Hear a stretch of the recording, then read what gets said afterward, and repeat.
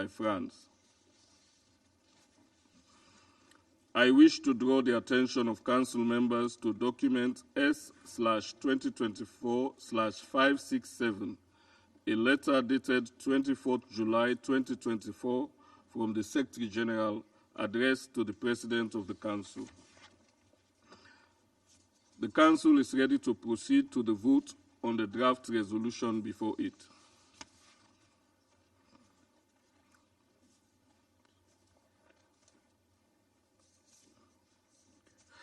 I now wish to give the floor to those members of the Council who wish to make statements before the vote.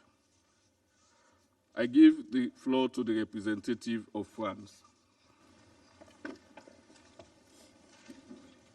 Je vous remercie, Monsieur le Président. Thank you, President. Monsieur le Président, la situation régionale suscite nos plus vives situation inquiétudes is et en source of particulier grave concern, le long de la ligne bleue. particularly along the Les blue tensions line. se poursuivent, Tensions le are risque still d'une in guerre place and the ouverte risk of reste open réel warfare et remains nous sommes real. mobilisés en lien And avec we are nos partenaires mobilised régionaux alongside our et regional and internationaux pour international éviter un partners to embrasement régional avoid a et nous regional continuons d'appeler conflagration. And l'Iran we et continue les to call groupes on qu'il Iran soutient and groups that à support them s'abstenir de mener to des refrain attaques, from carrying out lesquelles attacks, aggraveraient encore les which tensions would actuelles. further Dans aggravate ces current conditions, tensions. In these il est de la responsabilité de circumstances, it is ce the Conseil responsibility of d'œuvrer this pour que les Council to acteurs work sur to le ensure that terrain actors in cessent the les field hostilités le long de la ligne bleue. cease their hostilities along Ce the blue Conseil line. dispose de This deux outils Council has précieux two pour y parvenir, precious d'affiner d'une tools to part do et so, le cadre qui a été UNIFIL, fixé par la résolution and the 1701 framework d'autre set part. forth by Resolution La 1701. France a, dans ces conditions France, in particulières, these proposé à ce specific Conseil de circumstances, renouveler pour 12 mois a le mandat de 12-month l'AFINUL, renewal of comme les années UNIFIL's précédentes, mandate, as in et nous avons previous years. proposé de And we renouveler son proposed mandat a à renewal of its l'identique. mandate Nous avons, identically.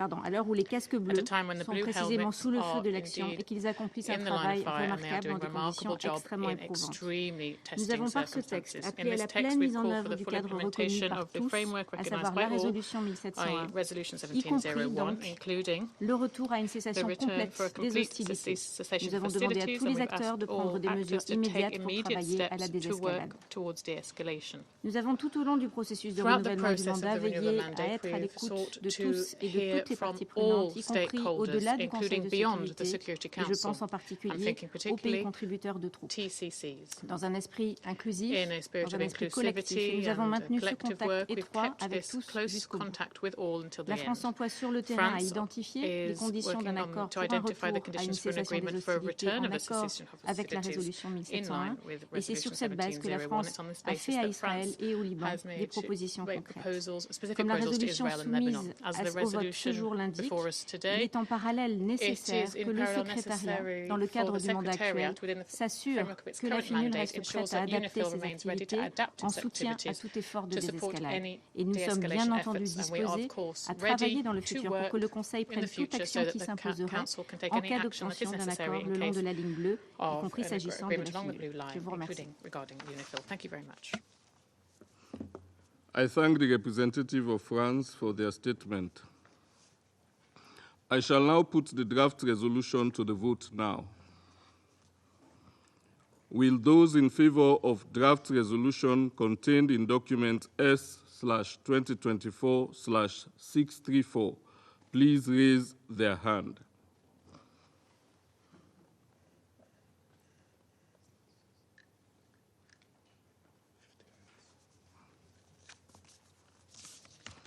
The result of the voting is as follows. The draft resolution received 15 votes in favor. The draft resolution has been adopted unanimously as Resolution 2749 of 2024.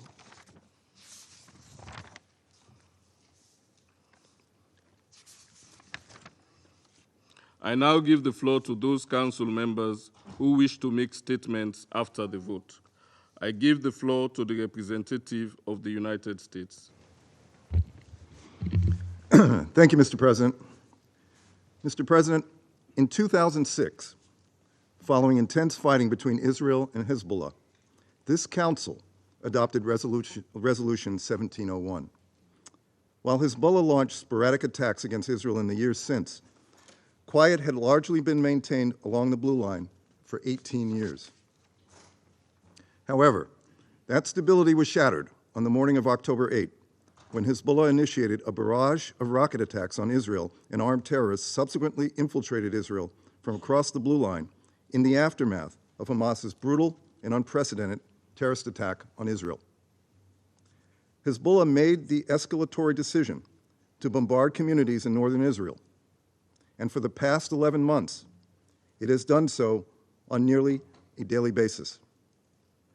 It is wrong that this Council has yet to condemn Hezbollah for these repeated destabilizing actions, and we regret that a small minority of Council members blocked the Council from doing so in this mandate renewal. Colleagues, Hezbollah's violent attacks put put Israeli and Lebanese civilians at risk.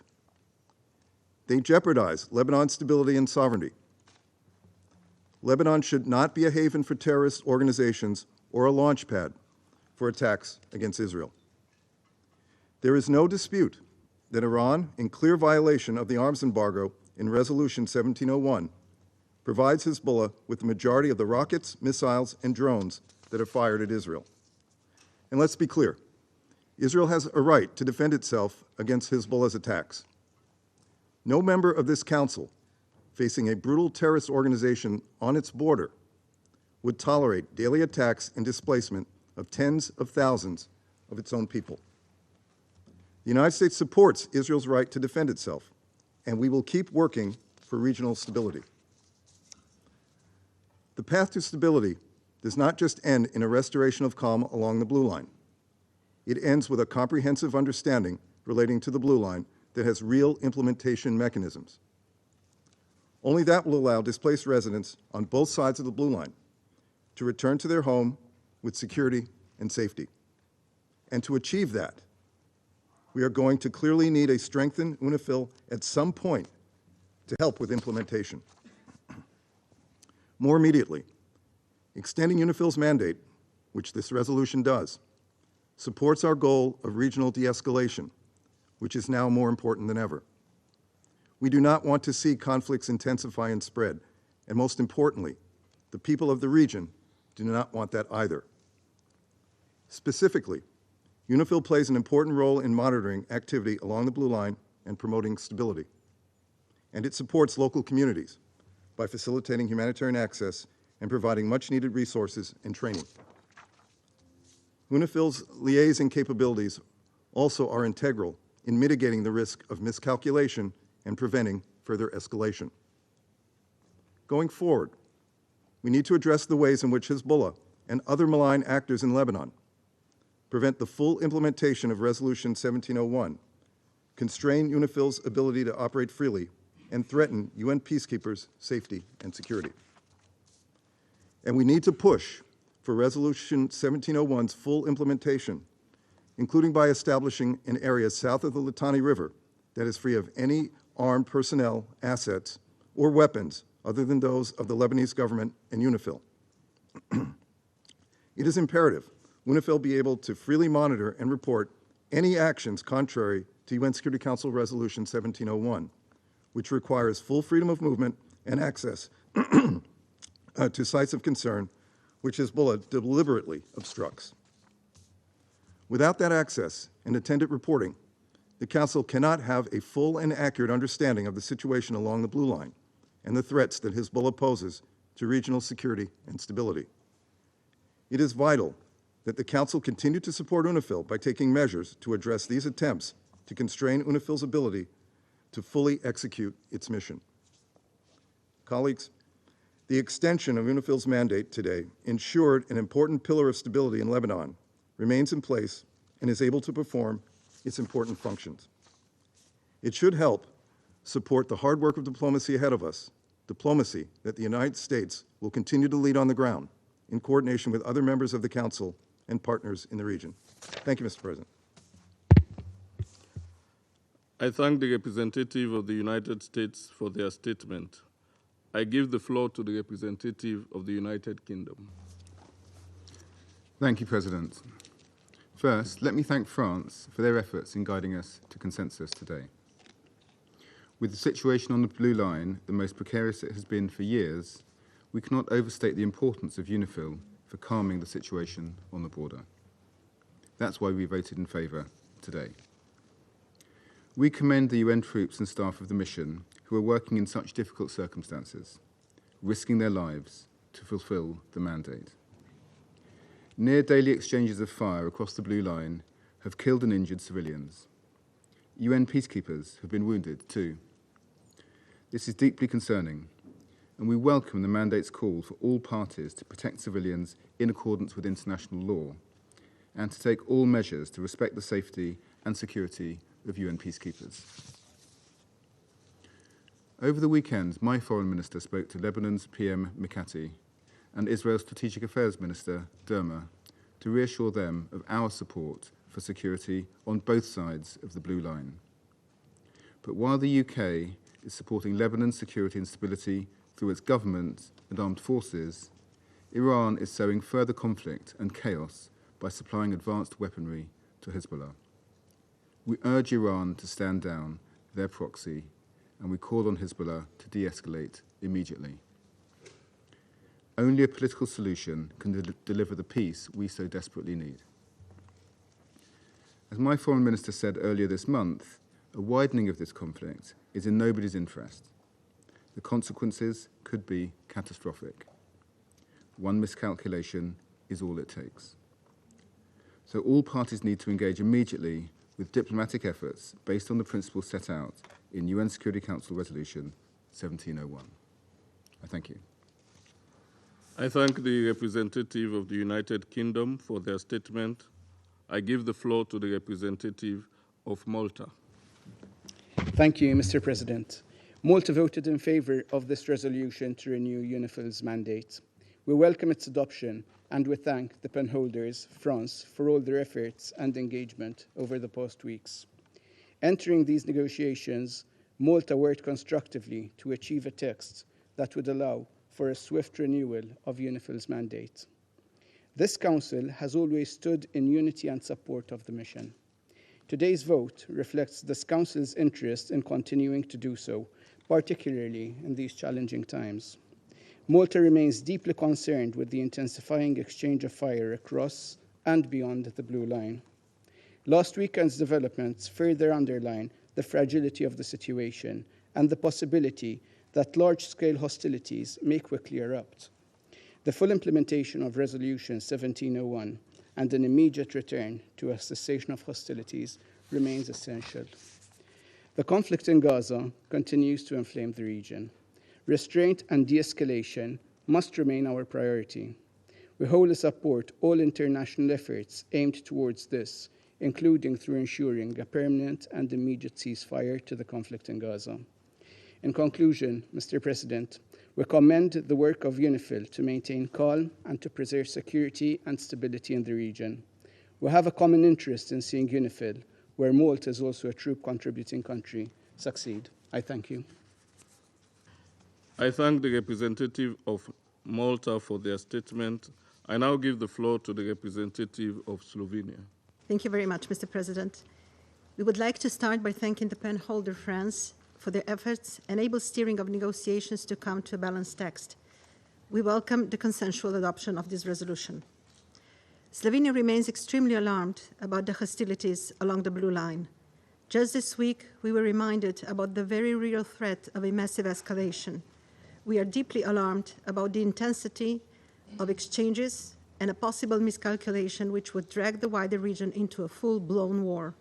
The rhetoric related to this crisis is troubling. Slovenia therefore underlines its call for the restoration of cessation of hostilities and full implementation of the UN Security Council Resolution 1701 in its entirety. We are appalled by the loss of civilian lives, as well as by the heavy impact of civilian infrastructures and civilians, many of whom have been displaced. We underscore the need to respect international law, including international humanitarian and human rights law. All civilians must be protected at all times and by all parties. Slovenia expresses full support to the mandate of UNIFIL. Its efforts are critical and its presence serves as the vital stabilizing factor. We thank all troop contributing countries for their contribution to the stability of the region. We join the call on all parties to ensure the safety, security, and freedom of UN personnel. The inviolability of UN premises must be respected at all times. We welcome the work of UNIFIL, including through its operations, as well as continuous communications with all actors. The parties must use the UNIFIL liaison and coordination mechanism, good offices by international actors, and fully engage in de-escalate. It is essential that diplomatic efforts continue being the primary avenue to address this crisis, as well as the one in Gaza. I thank you. I thank the representative of Slovenia for their statement. I now give the floor to the representative of Switzerland.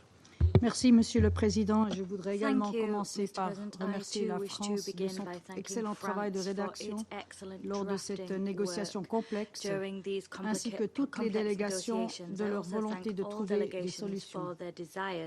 La Suisse se félicite de la prolongation unanime du mandat de la FINUL pour une année. Cette adoption à l'unanimité envoie un signal important à la région et en particulier aux parties concernées.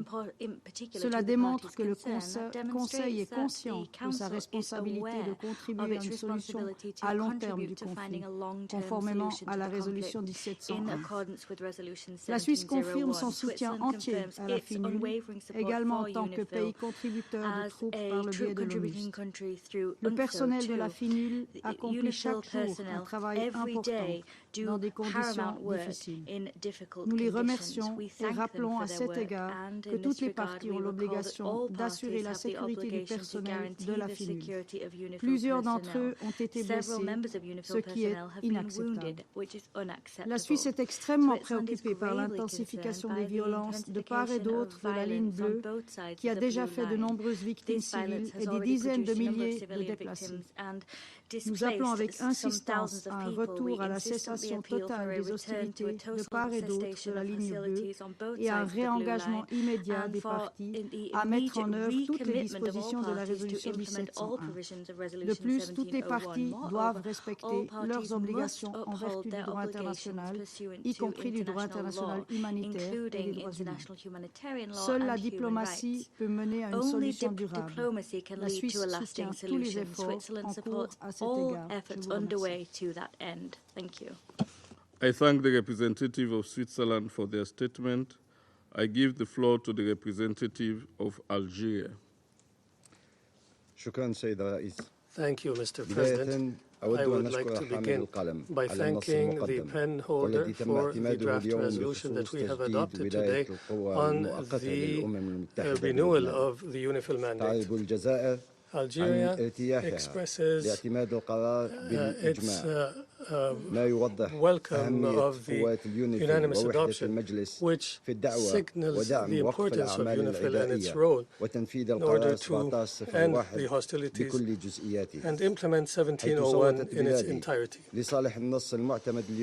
Algeria has voted in favor today because of the role of UNIFIL to maintain peace and security, not only in Lebanon but in the entire Middle East.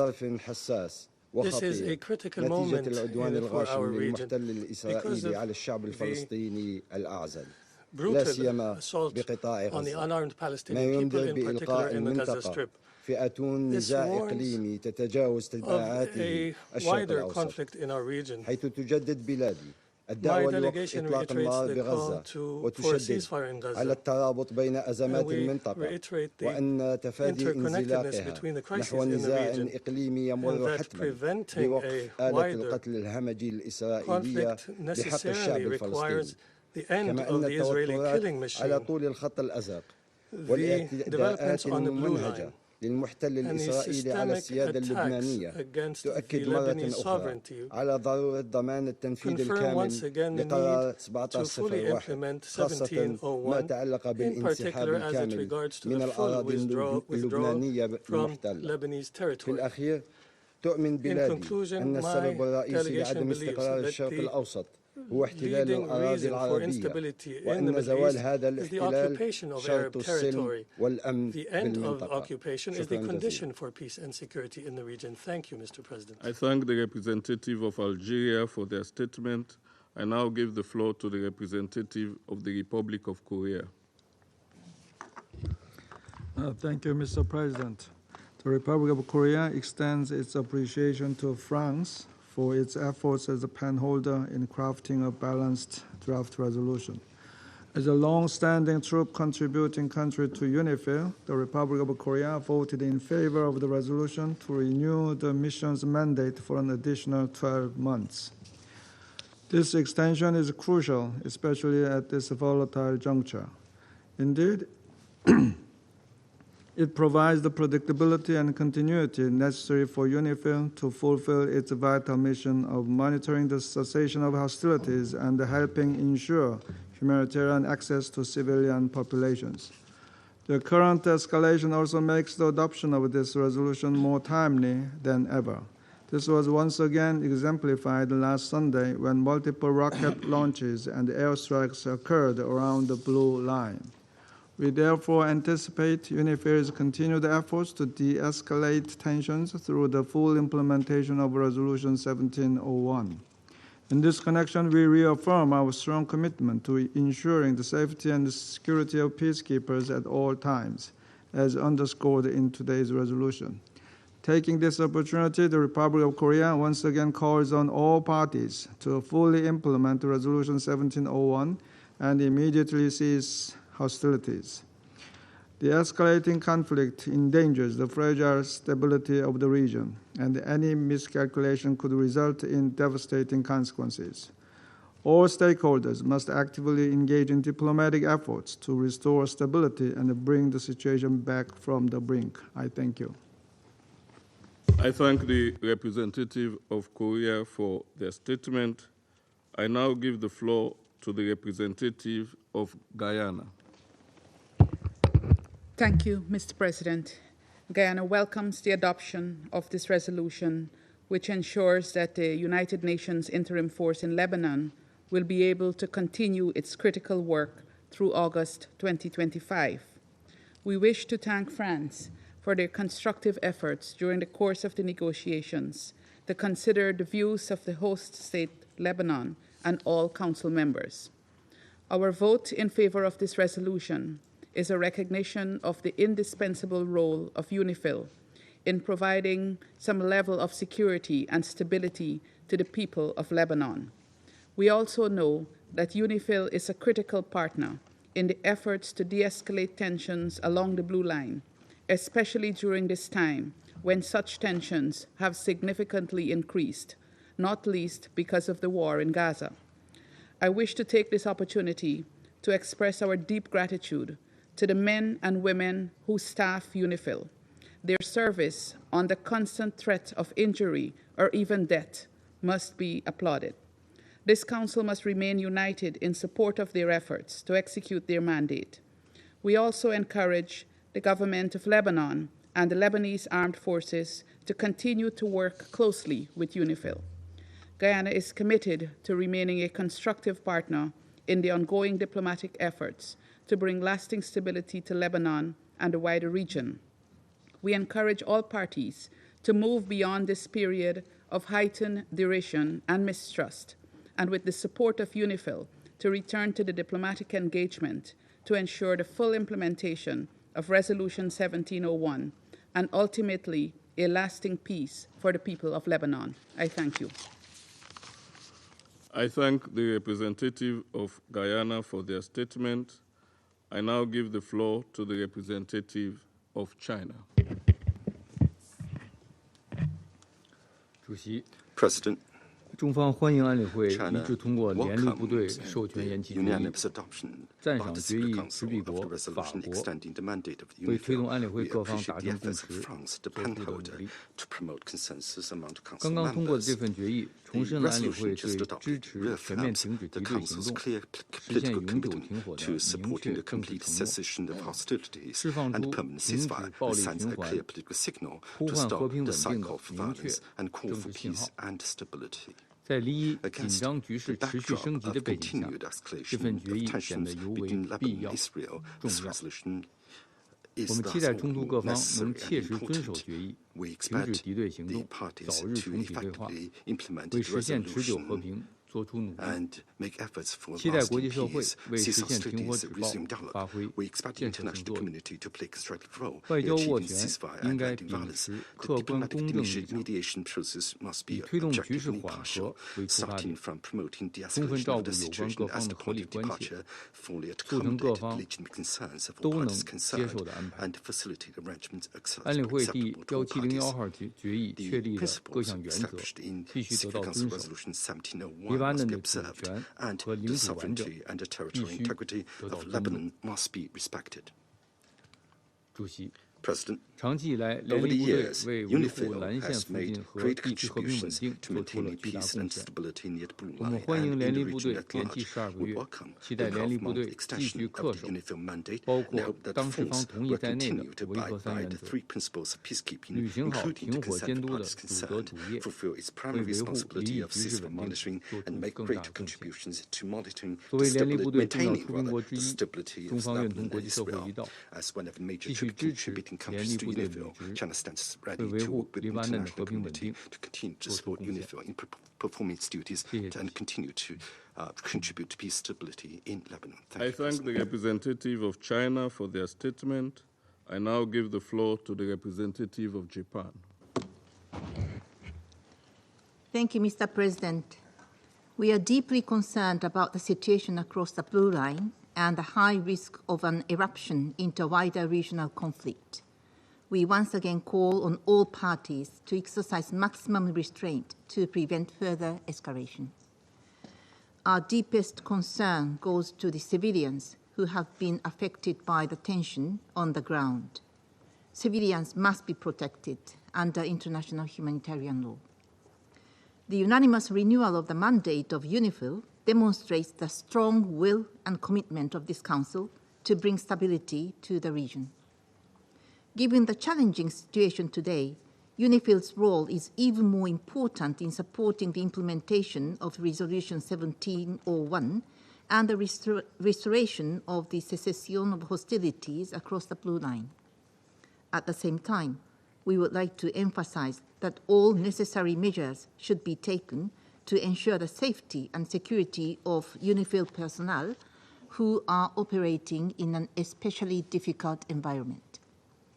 In conclusion, we thank France as the penholder for its tireless effort to strike a sensitive balance in the text, encouraging the Council members and other stakeholders to unite in pursuing a permanent ceasefire and a long-term solution in the region. I thank you, Mr. President. I thank the representative of Japan for their statement. I now give the floor to the representative of Ecuador. Seré muy breve, señor presidente. El Ecuador votó a favor de la renovación del mandato de UNIFIL, naturalmente por estar de acuerdo con todo su contenido y en reconocimiento al trabajo comprometido que realiza la fuerza en un escenario de escalada del conflicto y en condiciones de seguridad extremadamente sensibles. El aporte de UNIFIL es esencial para promover la desescalada de violencia a lo largo de la línea azul y contrarrestar sus efectos negativos en contra de la población civil. El trabajo de UNIFIL para procurar el cumplimiento de las disposiciones de la Resolución 1701 es también clave para contener la violencia y promover la paz y la seguridad en la región. Finalmente, el Ecuador valora el trabajo realizado por Francia como redactor para llegar a esta renovación del mandato de UNIFIL por un año, considerando las posiciones de todos los actores concernidos. Corresponde ahora la implementación de la resolución 2749 que acaba de adoptar este Consejo. I thank the representative of Ecuador for their statement. I now give the floor to the Russian Federation. Thank you, President. The Russian Federation voted in favor of the draft Security Council resolution prepared by France on the one-year renewal with an unchanged mandate of UNIFIL. We value the efforts of the French pen holders to strike a balanced compromise between members of the Council and the text of the resolution, and also to take into account the priorities of Lebanon, who's hosting the peacekeepers, this confirms the acceptability of the resolution, which is key in line with the guiding principles of peacekeeping. Убеждены, что принятием данного документа Совет Безопасности направляет важный сигнал всем вовлеченным сторонам о необходимости полного прекращения огня, общей деэскалации на голубой линии и неукоснительного соблюдения сторонами, Израилем и Ливаном, положений резолюции СБ ООН 1701, закрепляющей задачи постоянного прекращения боевых действий и долгосрочного регулирования. Выражаем нашу полную поддержку временным силам, играющим ключевую стабилизирующую роль в условиях опасного роста напряженности в ливано-израильском приграничье, откуда на ежедневной основе поступает информация об интенсивных взаимных обстрелах через голубую линию, а также нарушениях Израилем воздушного пространства Ливана, включая пролеты боевой авиации над Бейрутом в целях устрашения гражданского населения. Вызывает озабоченность и случаи политических убийств, участившиеся в последнее время. Подобные действия, помимо прочего, несут и прямую угрозу безопасности ООНовских миротворцев, размещенных на юге Ливана, как указано в тексте резолюции. Присутствие миротворцев снижает риски начала полномасштабной вооруженной конфронтации, которая имела бы самые тяжелые последствия. Выступаем в пользу усиления координации временных сил с правительством и армией республики, в том числе для обеспечения защиты и безопасности ООНовцев на земле. Очевидно, что текущая военно-политическая эскалация неразрывно связана с общей нерегулированностью палестино-израильского конфликта и с беспрецедентной эскалацией в Газе. Готовы в тесном взаимодействии с партнерами и единомышленниками продолжать энергичные усилия с целью скорейшего прекращения огня в анклаве и запуска комплексного мирного процесса, который будет способствовать общей нормализации ситуации на Ближнем Востоке. Вызывает сожаление, что на протяжении всего процесса согласования проекта резолюции союзники Израиля в Совете Безопасности ООН вносили поправки, направленные на выхолащивание принципиальных положений резолюции о прекращении огня и суверенитете Ливана, в том числе в оккупированных Израилем районах. Это лишний раз высветило, кто спровоцировал нынешний виток эскалации на Ближнем Востоке, препятствуя принятию таких решений Совета Безопасности, которые позволили бы реально остановить кровопролитие, освободить, наконец, заложников и насильственно удерживаемых лиц, наладить безопасный гуманитарный доступ к нуждающимся палестинцам и создать задел для перезапуска мирного процесса на двухгосударственной основе, что гарантировало бы реализацию фундаментальных прав и чаяний палестинского народа. Благодарю вас. I thank the representative of the Russian Federation for their statement. I shall now make a statement in my capacity as the representative of Sierra Leone. Sierra Leone reaffirms its commitment to promoting international peace and security and averting a full-scale war in Lebanon and a possible regional conflagration. In line with this end state, on 19 August 2024, Sierra Leone welcomed the request from the government of Lebanon and the recommendation of the United Nations Secretary General to extend the mandate of the United Nations Interim Force in Lebanon, UNIFIL, for a further period of 1 year, quote, in full accordance with Resolution 1701, wording provisions without any amendments to its mandates, its concepts of operation, and its rules of engagement. Today, we have voted in favor of the Resolution 2749 to extend the mandate of UNIFIL from 31st August 2024 to 31st August 2025. We are of the view that the role of UNIFIL remains relevant, and the renewal of the mandate for 12 months is more important now than ever before, given the prevailing circumstances on the ground. Events since October 7, 2023 have only underscored the importance of the UNIFIL mission. UNIFIL continues to engage with authorities on both sides of the Blue Line in seeking to mitigate against miscalculation and avoid further escalation. The mission utilizes its liaison channels and coordination mechanisms and public statements to urge a return to a cessation of hostilities and to underscore the need to avoid impact on civilians and civilian infrastructure. Sierra Leone voted in favor of the resolution in line with our principal position, and we make the following observation: that the full implementation of all relevant Security Council resolutions, including Resolution 1701, is key for peace, security, and stability in Lebanon and the region. That there is need to address the violations of the sovereignty and territorial integrity of both Lebanon and Israel. Support for full respect for the Blue Line and to fully respect the cessation of hostilities in line with Resolution 1701. Safety and security of United Nations personnel and to respect the inviolability of United Nations premises. Freedom of movement of peacekeepers. Respect for international law and the protection of civilians and civilian objects. While we recognize that there are concerns regarding the mandate of UNIFIL, Sierra Leone is of the firm belief that protecting the mandate's integrity against a backdrop of escalating violence and uncertainty is a more important issue for the Security Council. We truly believe that this text is balanced and provides an appropriate response to the situation on the ground. We therefore thank France for their consistent efforts in preparing this balanced text to help bridge the gap among Council members. In conclusion, Sierra Leone remains dedicated to the pursuit of peace and security in Lebanon and in Israel. Our vote in favor of Resolution 2749 signifies our commitment to see UNIFIL continue successfully fulfill its mandate. I resume my function as President of the Council.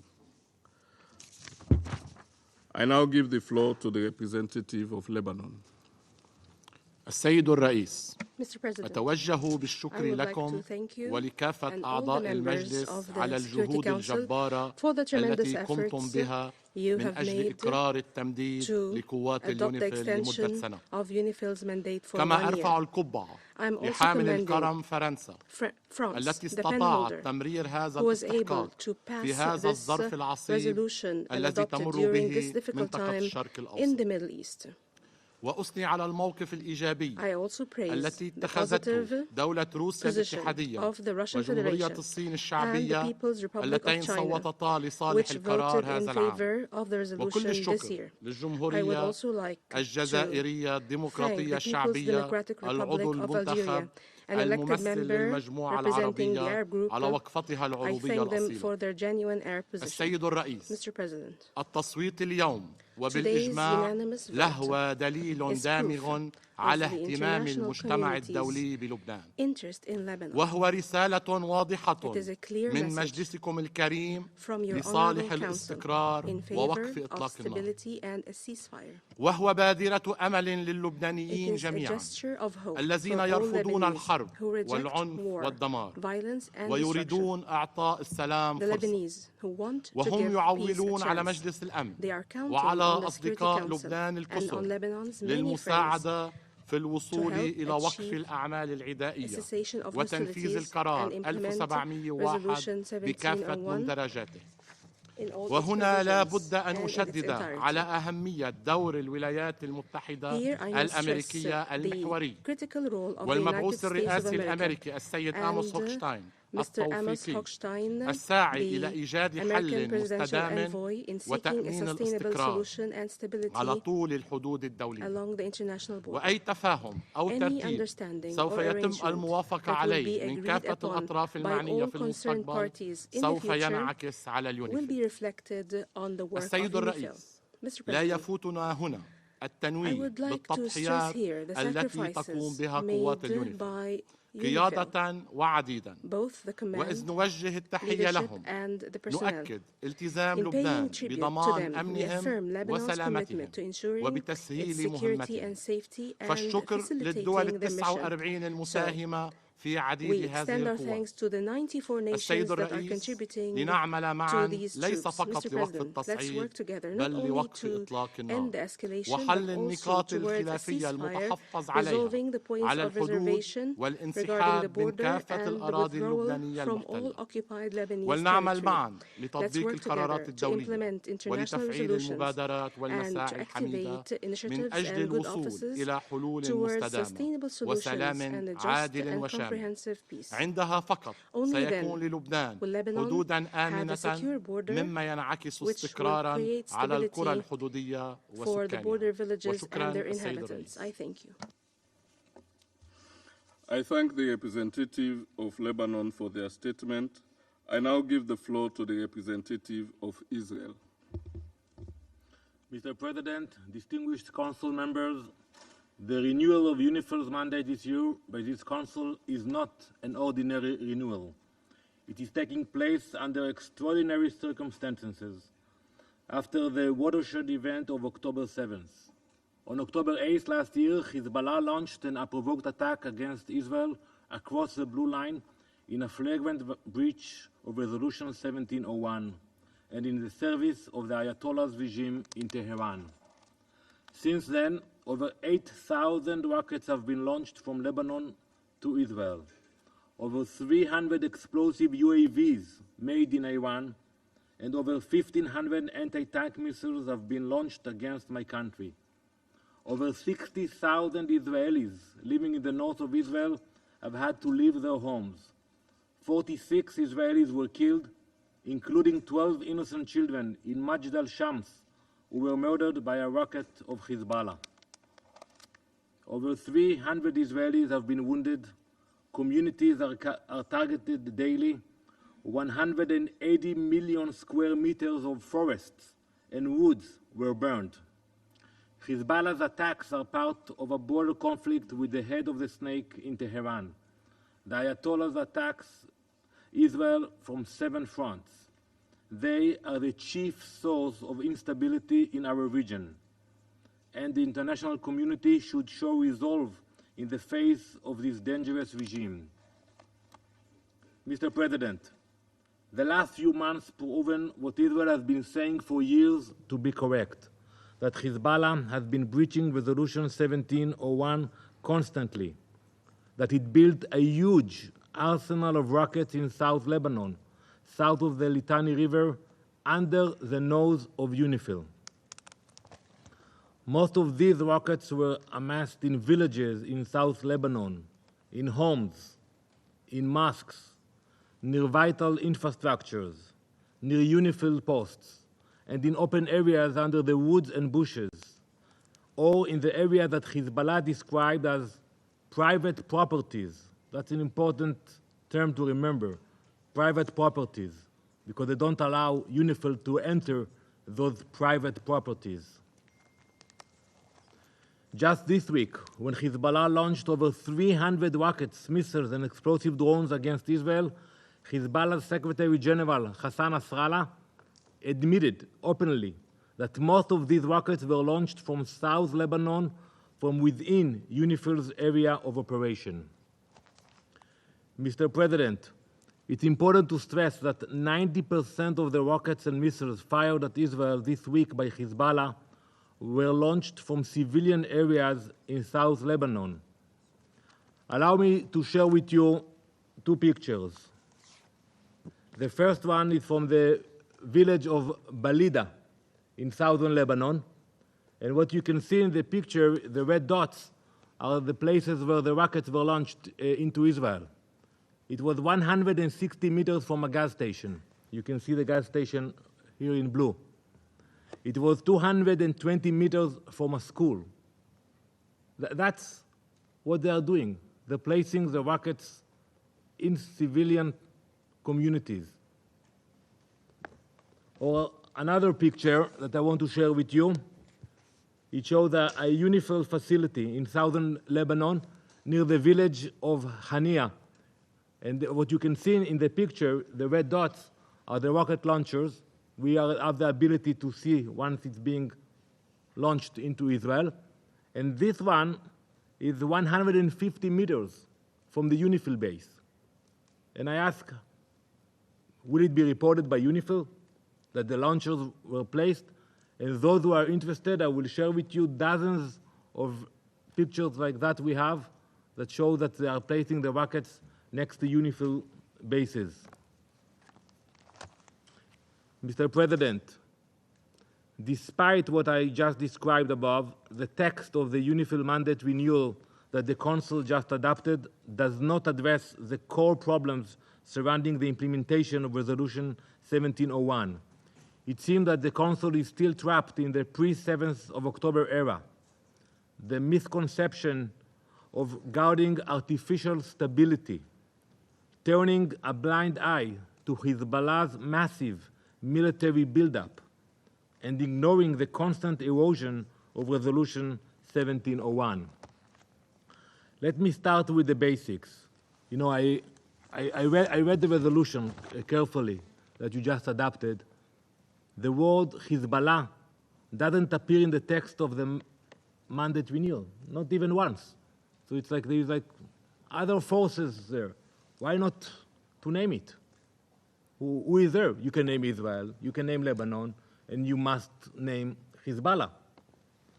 This is simply absurd fact represents the deep problem in the implementation of Resolution 1701. The fear to talk about the breach of the arms embargo, the fear for the protection of UNIFIL's force because of Hezbollah's constant intimidation, the desperate attempt to sustain artificial stability at all costs while ignoring Hezbollah's massive military buildup. This reality must change if we wish to create a long-term and sustainable stability in the Israeli-Lebanese border. Let's call a spade a spade. Moreover, it is unacceptable that this resolution puts both sides on an equal footing, calling for both to de-escalate. There should have been a clear distinction between Israel and Hezbollah. There should have been a strong condemnation of Hezbollah, who is the sole responsible for the current escalation. The burden of proof here is on the Lebanese government and Hezbollah, not on Israel. In addition, the text doesn't devote appropriate attention to the core problems of Resolution 1701. First, it does not address the breaches of the arms embargo on a daily basis by Iran and Hezbollah. Hezbollah is transferring weapons to Lebanon through land, sea, and air, including through the Beirut airport. Yet, there is not one word about it in this text. Second, the text fails to clearly note that there should be no arms south of the Litani other than those of the Lebanese army. Neither the Radwan force nor anything from Hezbollah's arsenal should be present south of the Litani River. Hezbollah must not be allowed to build military compounds using the excuse of private property to deny access to the Lebanese army and UNIFIL. Mr. President, we thank the TCC and UNIFIL for their contribution in trying to maintain peace and stability along the Blue Line. UNIFIL is working under complex circumstances and in proximity to a terror organization. We are aware of that. However, UNIFIL should also draw serious conclusions from the current escalation, as it has exposed the failures of this force that Israel has alerted this Council about in the last few years. I'll give you a few examples. UNIFIL must report. We don't expect them to fight Hezbollah. We will defend ourselves. But they must report the realities on the ground and not hesitate to describe clearly the problematic situation. Israel revealed many proofs over the last 2 years that Hezbollah and the Radwan force are building military compounds along the Blue Line under the cover of the so-called green NGO, they name it Green Without Borders. It sounds so nice, like the care for the environment, but it's not. It's a camouflage. You know, Green Without Borders, that's the name of the compound of Hezbollah next to our border. and it was not reported by UNIFIL. They have used it to deny UNIFIL forces access to these locations. Here's another example. You all remember what happened at the Druze village at Majd al-Shams.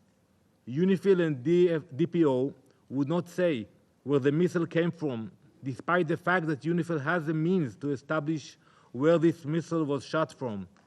This must change. UNIFIL's deployment in the area is important, but it should be much more robust. There should not be private property which UNIFIL cannot access. Distinguished colleagues, I say to the State of Lebanon and to our colleagues who represent the Lebanese government, it is your responsibility to ensure that there are no weapons in South Lebanon, other than those of the LAF.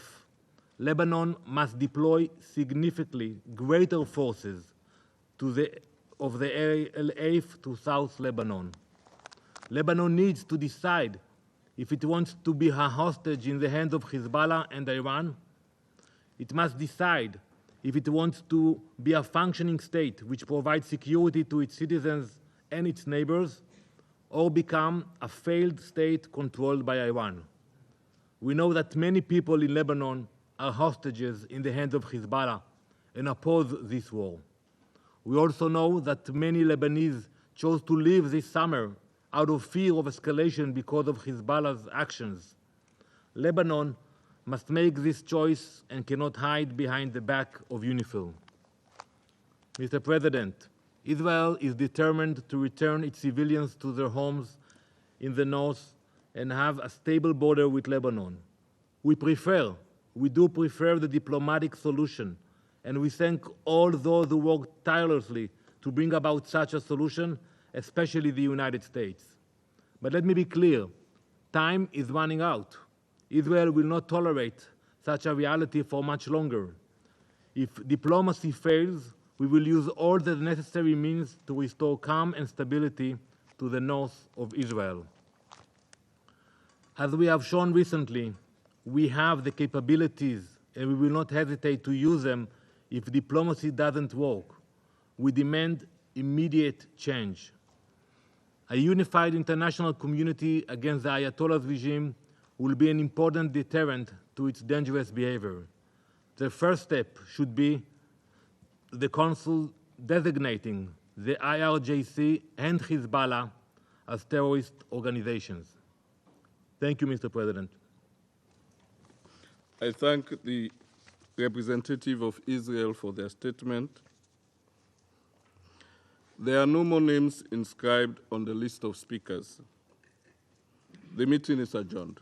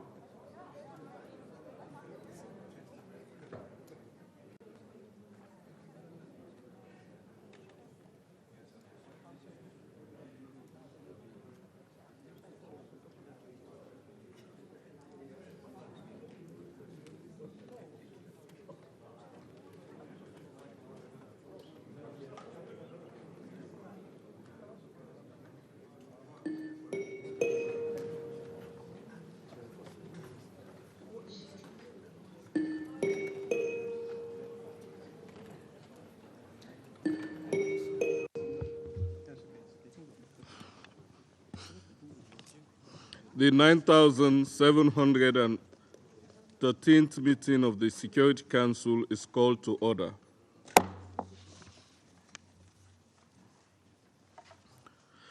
The provisional agenda for this meeting is the situation in the Middle East. The agenda is adopted.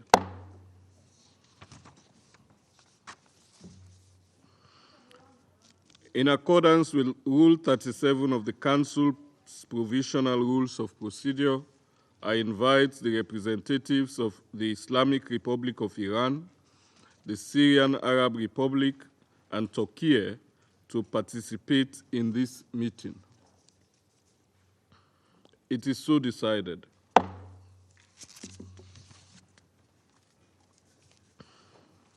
In accordance with Rule 39 of the Council's Provisional Rules of Procedure, I invite the following briefers to participate in the meeting. Mr. Geir Pedersen, Special Envoy of the Secretary General for Syria, and Ms. Joyce Musua, Acting Under-Secretary General for Humanitarian Affairs and Acting Emergency Relief Coordinator. It is so decided. The Security Council will now begin its consideration of item 2 of the agenda. I now give the floor to Mr. Geir Pedersen. Thank you, Mr. President. This month marks the 75th anniversary of the Geneva Convention, a timely reminder to all parties in the Syrian conflict of their obligations under international humanitarian law, which must be adhered to in both letter and spirit. It is deplorable that civilians continue to be killed and injured almost daily in Syria and across the region. Violence this last month has not only taken a toll on civilians, but also presented new threats to international peace and security. Tensions in the region have reached dangerous new levels with a series of incidents, including the attacks on a soccer field in the village of Majal Shams in the Israeli-occupied Syrian Golan, which resulted in civilian casualties, including children. Israeli strikes in Beirut, the targeted killings of leaders of Hamas in Tehran, and then Hezbollah in Beirut by Israel, and the significant escalation of hostilities witnessed last week, which saw Hezbollah strikes in Israel and Israeli strikes in Lebanon. Mr. President, Syria and Syrians have not been exempt from this escalation. In mid-August, we saw Syrians killed in Israeli airstrikes in Lebanon, including children.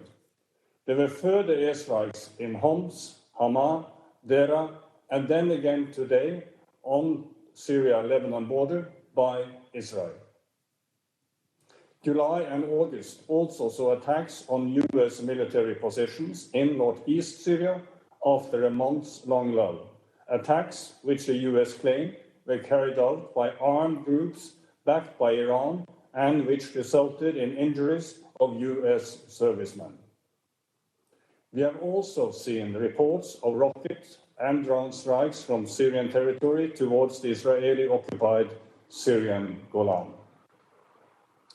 Mr. President, we must redouble our efforts towards a regional de-escalation in the interest of long-term peace and stability for all, including with an urgent ceasefire in Gaza, a return to calm in Lebanon and across the Blue Line, and wider regional de-escalation. Mr. President, it is extremely important that the same de-escalation is needed in the Syrian conflict itself. I remain deeply concerned about the ongoing tense and violent situation across many fronts in the country. This month, there were again multiple clashes, air and drone strikes, exchanges of artillery and rocket fire, across northeast and northwest Syria, including a brief uptick in pro-government drone strikes on Idlib, and a spike in hostilities involving the SDF and armed opposition forces near Assas. A significant escalation in hostilities took place between the SDF and some Arab tribal forces in Deir ez-Zor, with reports of dozens of deaths and injuries, displacements, and strikes on civilian infrastructure. The SDF claims that pro-government forces were involved in some of turbulent, with multiple security incidents in Deira and further tensions in Shweda, where a peaceful protest movement continues for more than a year now. Mr. President, meanwhile, as Undersecretary General for Counter-Terrorism Voronko recently briefed you, ISIL has increased its operational pace in Syria with a surge of attacks, especially in the central desert area.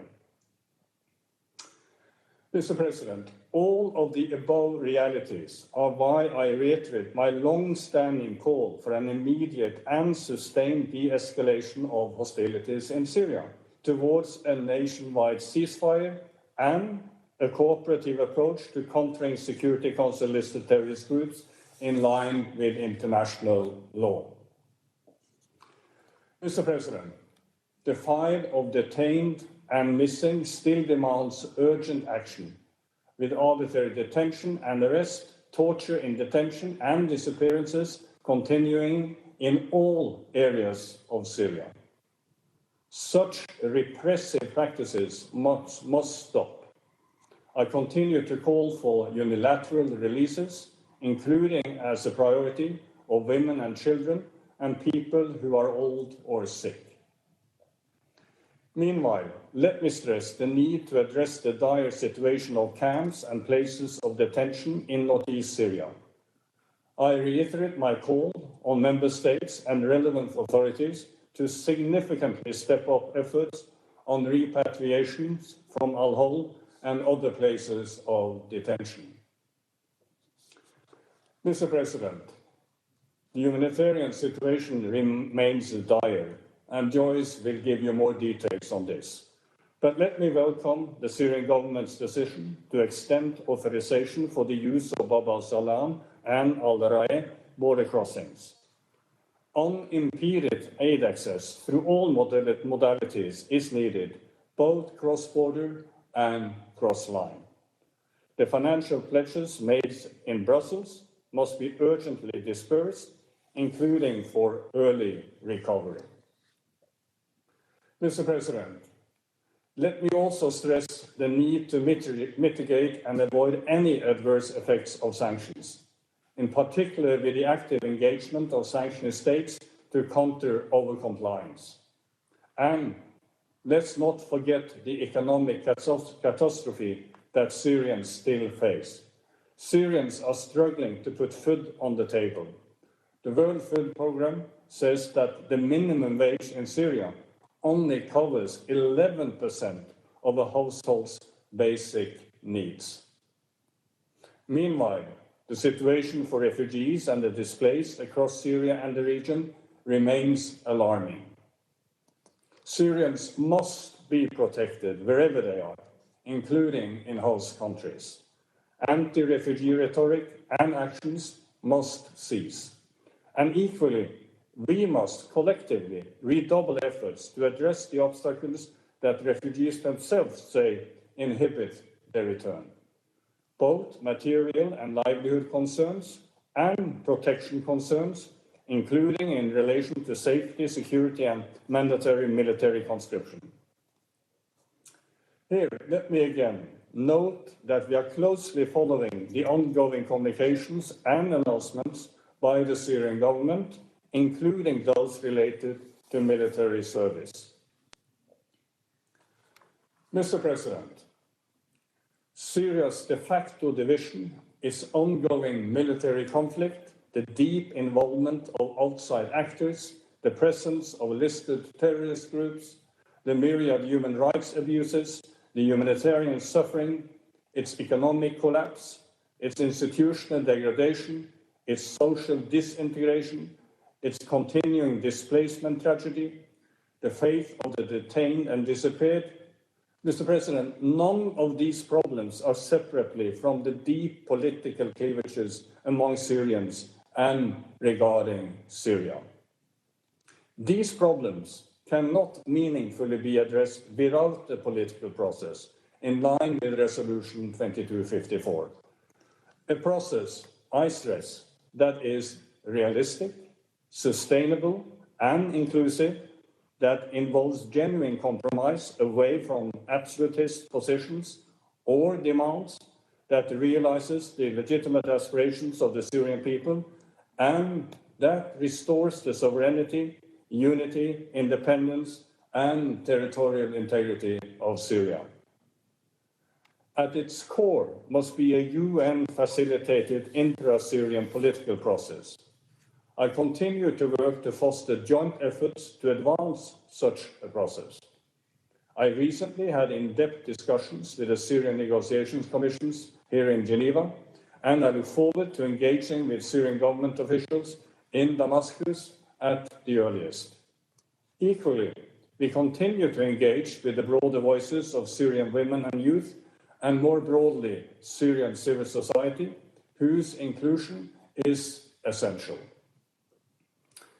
Mr. President, my message on the immediate priorities remains consistent.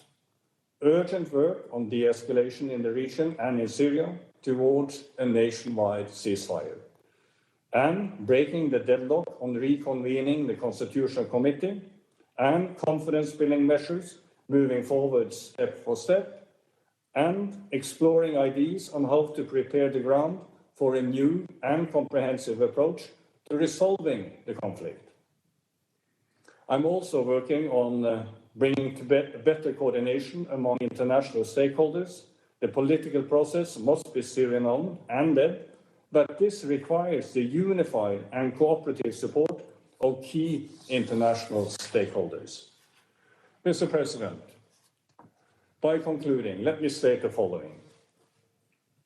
We have no illusion that any of this will be easy, but it would be a mistake to conclude that it is impossible, that the conflict can only be managed and not resolved. There are clear and realistic ideas on the table on what all parties could do to make progress. What is needed is political will for the Syrian parties to come together and for international cooperation. I, of course, realize that geopolitical alignments on Syria remain challenging, but there is a way forward. I hope I can count on your collective support for that approach in the period ahead. Thank you, Mr. President. I thank Mr. Pedersen for his briefing. I now give the floor to Ms. Joyce Musuya. Thank you, Mr. President. Mr. President, members of the Security Council, the people of Syria continue to face a profound humanitarian crisis. More than 16 million people, over 70% of the population, require assistance. 3/4 are women and children. And as Mr. Pedersen has just set out, the recent escalation of hostilities in the northeast, along with regular attacks in the northwest and other places, continue to deepen people's suffering. Since the 6th of August, at least 25 civilians have been killed because of the fighting in Deir ez-Zor. An estimated 3,500 families were forced to flee their homes, although the majority have since been able to return. Critical public infrastructure has been affected, including water treatment facilities, adding to the ongoing water crisis. And the fighting has restricted the movement of civilians and aid workers, including through the closure of Euphrates river crossings.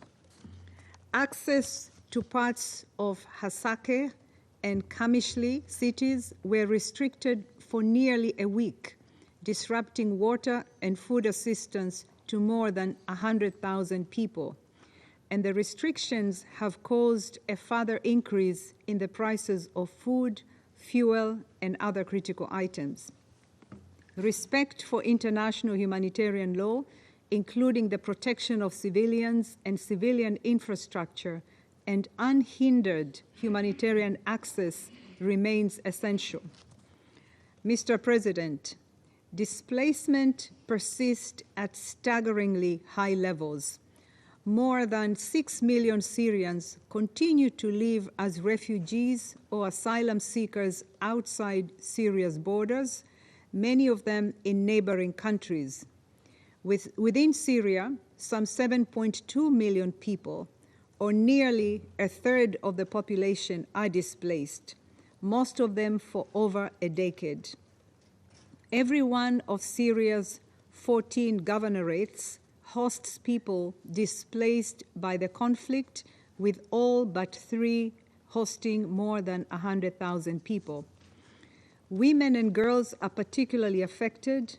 In northern Syria, female-headed households report being unable to meet their basic needs at twice the rate of male-headed households. Many of the displaced live in tents or overcrowded informal settlements and have been forced to move multiple times. People like a 23-year-old woman in Aleppo, we will call her Roshin, whose family was forced to move multiple times in search of safety until arriving at a displacement camp.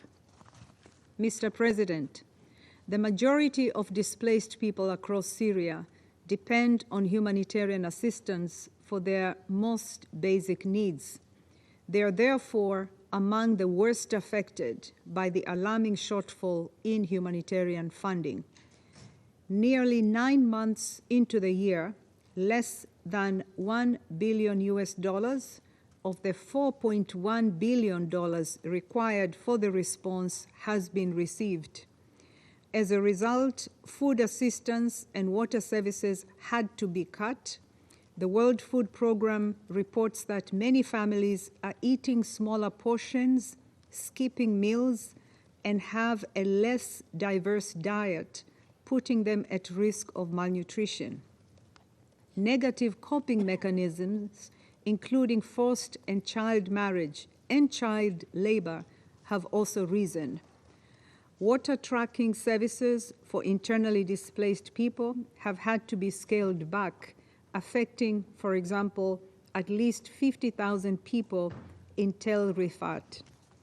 Without an increase in funding, nearly 200 camps in the northwest will be cut off from water and sanitation support by next month, affecting nearly 250,000 camp residents, most of them women and children.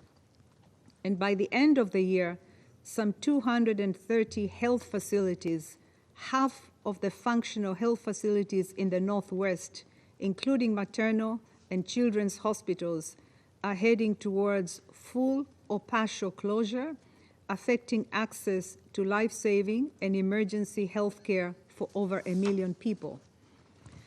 Beyond life-saving assistance, greater investment in early recovery projects is also critical to providing more sustainable solutions to the displacement crisis.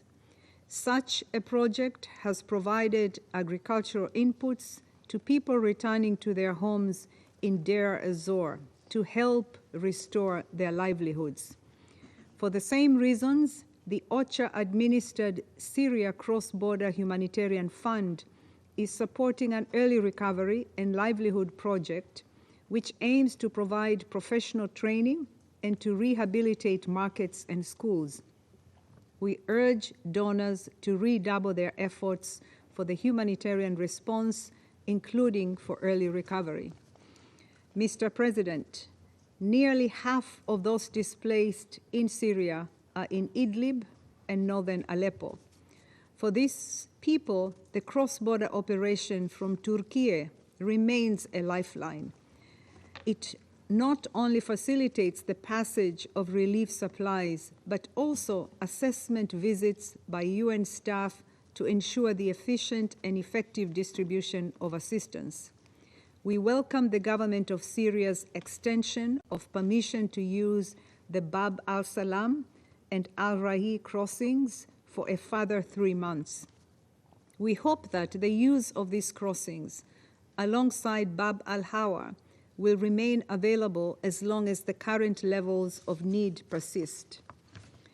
Given the scale of these needs, we will also continue efforts to expand the use of cross-line routes to reach underserved areas in the Northwest and in other parts of the country. We remain concerned by persistent challenges to carrying out planned cross-line missions. Mr. President, we cannot afford to lose focus on Syria. The UN and its partners continue to provide critical assistance to millions of people every month. But as humanitarian needs continue to reach record levels, we need a significant increase in humanitarian funding and much more investment in early recovery projects to help rebuild livelihoods, reduce dependency on aid, and provide solutions to the displacement crisis. However, the key to a sustainable solution is a definitive end to the conflict, all the more so given the concerns about insecurity in the wider region. We have already seen growing numbers of people migrating out of Syria, increased activity by armed groups such as ISIL, and an increase in trafficking. I therefore, once again, urge the Security Council to support the parties and Special Envoy Pedersen in securing genuine progress towards a lasting peace. Thank you. I thank Ms. Musuya for her statement. I now give the floor to those council members who wish to make statements. I give the floor to the representative of Switzerland. Monsieur le Président, je remercie l'envoyé spécial Geir Pedersen et la secrétaire générale adjointe aux affaires humanitaires ad interim Joyce Msuya pour leur présentation. La Suisse demeure très préoccupée face à la persistance des foyers de conflit et de tensions en Syrie. Nous appelons à la mise en place d'un cessez-le-feu au niveau national prôné par la résolution 2254. En outre, une régionalisation du conflit au Proche-Orient doit absolument être évitée. Regionalization of the conflict in the Middle East, in view of the risk of regional escalation, the time has come to relaunch dialogue and peace negotiations under the aegis of the UN within parameters proposed by Resolution 2254. To this end, Switzerland continues to support the work of the Special Envoy in the quest for a political solution. That solution remains the only possible way out of this conflict. In furtherance of that goal, we hail the unstinting determination of civil society, particularly that of women, whether they be humble citizens, displaced persons, refugees, or human rights defenders. Today, still, they face repression in all four corners of the country for their commitments. These women are also striving to ensure that light is shed on the fate of those detained and disappeared. This Friday, we will mark the International Day for Victims of Enforced Disappearance. We at this time recall that the right to know is a rule firmly anchored in the Geneva Convention. This is namely why Switzerland actively contributed to the creation of the Geneva-based independent institution for missing persons in Syria. With its eminently humanitarian mandate, we call on all parties concerned in Syria and internationally to collaborate with this institution. To provide answers to those who have been waiting for them for so long means to work towards reconciliation and lasting peace. En parallèle de ces efforts, la Suisse continuera de s'engager pour que les violations graves du droit international humanitaire et des droits humains ne restent pas impunis. Nous soutenons en ce sens l'action du mécanisme international impartial et indépendant, car il n'y aura pas de paix sans justice en Syrie. Monsieur le Président, Mr. sur le plan President, humanitaire, on the les conflits humanitarian ainsi que la front crise now, prolongée conflicts et and the multidimensionnelle en protracted Syrie multidimensional crisis continuent in d'infliger Syria d'immenses continue souffrances à to la population civile. inflict immense Plus de suffering on the civilian 70% de la population. population a besoin Over d'une aide 70% humanitaire, of the dont population 7,2 requires millions de humanitarian personnes aid, déplacées à l'intérieur including du pays. 7.2 million Les internally besoins en displaced matière de persons. santé sont Health également needs accablants. are also Le système de mind-blowing. santé perturbé The health peine à system has fournir been des services disrupted and vitaux. as such is struggling to provide 75% vital des hôpitaux services. syriens et 65% 62% of des Syrian centres de soins hospitals de and santé primaires 62% sont of fermés primary ou ne healthcare fonctionnent que partiellement. clinics are closed or Combiné à only un accès à l'eau partially et à functional. l'assainissement We défaillant, also have la poor menace access to d'épidémie, water and notamment de sanitation. choléra, est réelle. And that means that the Les threat of acteurs epidemics, humanitaires sont particularly confrontés à cholera, des is choix real. impossibles Humanitarian entre actors are poursuivre leurs faced with the interventions afin impossible de sauver des choice, vies the choice et between mettre en continuing terme their à des life-saving programmes de santé interventions and essentiels. putting an end to essential health L'ampleur du programs. déficit de The financement extent de la of réponse the humanitaire en humanitarian Syrie funding est inquiétante. shortfall in Les Syria acteurs is of humanitaires ainsi concern. que la Both population humanitarian syrienne en actors and the subissent Syrian directement les population are conséquences. directly affected La by this Syrie ne doit shortfall. pas devenir une Syria crise must not oubliée. become La a Suisse forgotten reste crisis. déterminée à soutenir Switzerland les remains populations committed to dans le supporting pays the et la people région. in the country and the Ainsi, region. nous maintenons For nos this reason, contributions we à un niveau maintain stable our et nous sommes contributions at a engagés à stable verser plus level, de and we have 65 pledged to millions de disperse dollars more than pour l'année en $65 cours. million for this current Monsieur le year. Président, nous Mr. saluons la President, we poursuite des welcome opérations the humanitaires de l'ONU continuation à of travers UN des points de humanitarian passage de Bab options el-Salam et through d'Al-Ray, the Bab el-Salam dont and Al-Ray l'utilisation a été crossings, which have been autorisée pour 3 authorized mois for a supplémentaires. further 3 months. Des autorisations à durée indéterminée restent Open-ended néanmoins nécessaires pour authorizations, permettre however, une plus remain grande necessary to prévisibilité, ensure ainsi greater qu'une predictability programmation, and un financement effective et une planification efficace. Pour programming, répondre à funding l'ampleur des and besoins planning dans le pays, to meet toutes the les modalités full de l'aide, extent of y needs in compris this l'aide country, all transfrontalière aid et celle fournie à modalities, travers les lignes including de front, cross-border aid sont indispensables.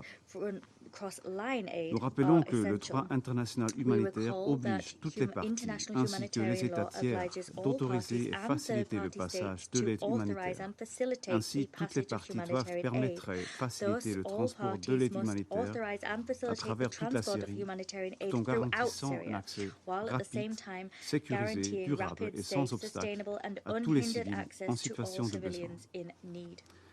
Le peuple syrien The Syrian mérite people la solidarité deserve the de la communauté solidarity of the internationale international community, et de ce and Conseil this qui ne council peut pas oublier son must sort. not Je forget vous their remercie. plight. I thank you. I thank the representative of Switzerland for their statement. I now give the floor to the representative of the United States. Thank you, Mr. President. Thank you, Special Envoy Pedersen and Assistant Secretary General Masuya, for your briefings. This month's meeting marks a handful of sobering milestones. 1 year after the Syrian regime announced it would allow UN aid deliveries via Bab al-Hawa and 2 other border crossings, it continues to grant consent only in short-term increments. On August 12, the regime extended permission for the UN to use the Bab al-Salam and Al-Rai border crossings just 1 day before their authorization expired. And it once again granted consent for only 3 months until November 13. While this extension was welcome news by the people who depend on and deliver humanitarian assistance, the United States continues to urge the Council to call on the regime to allow for more predictable and longer-term access. This would enable humanitarian actors to plan, deploy staff, and use resources more effectively. The United States has long called for humanitarian access to all Syrians in need through all modalities, and we mean it. That is why the Syrian regime should immediately allow unhindered UN access to the Rukban camp in southeast Syria. Equally troubling, it has been more than 2 years since the last meeting of the Constitutional Committee, and the regime shows little interest in engaging meaningfully in the political process called for in Resolution 2254. We continue to support Special Envoy Pedersen's efforts to resume a political process and call on the regime not only to agree to a meeting of the Constitutional Committee, but also to commit to meaningful participation regardless of the location. Moreover, we reiterate that we will not fund regime-led reconstruction and that U.S. sanctions will remain in place until, at a minimum, there is concrete, measurable progress toward a political solution in line with Resolution 2254. When it comes to the political process, the Assad regime's default approach is to delay. Yet when it comes to the illicit trade of Captagon and other synthetic drugs, this regime is all business. The United States, meanwhile, is working closely with Jordan, Lebanon, and other partners to help address the security and health challenges posed by production and distribution of Captagon.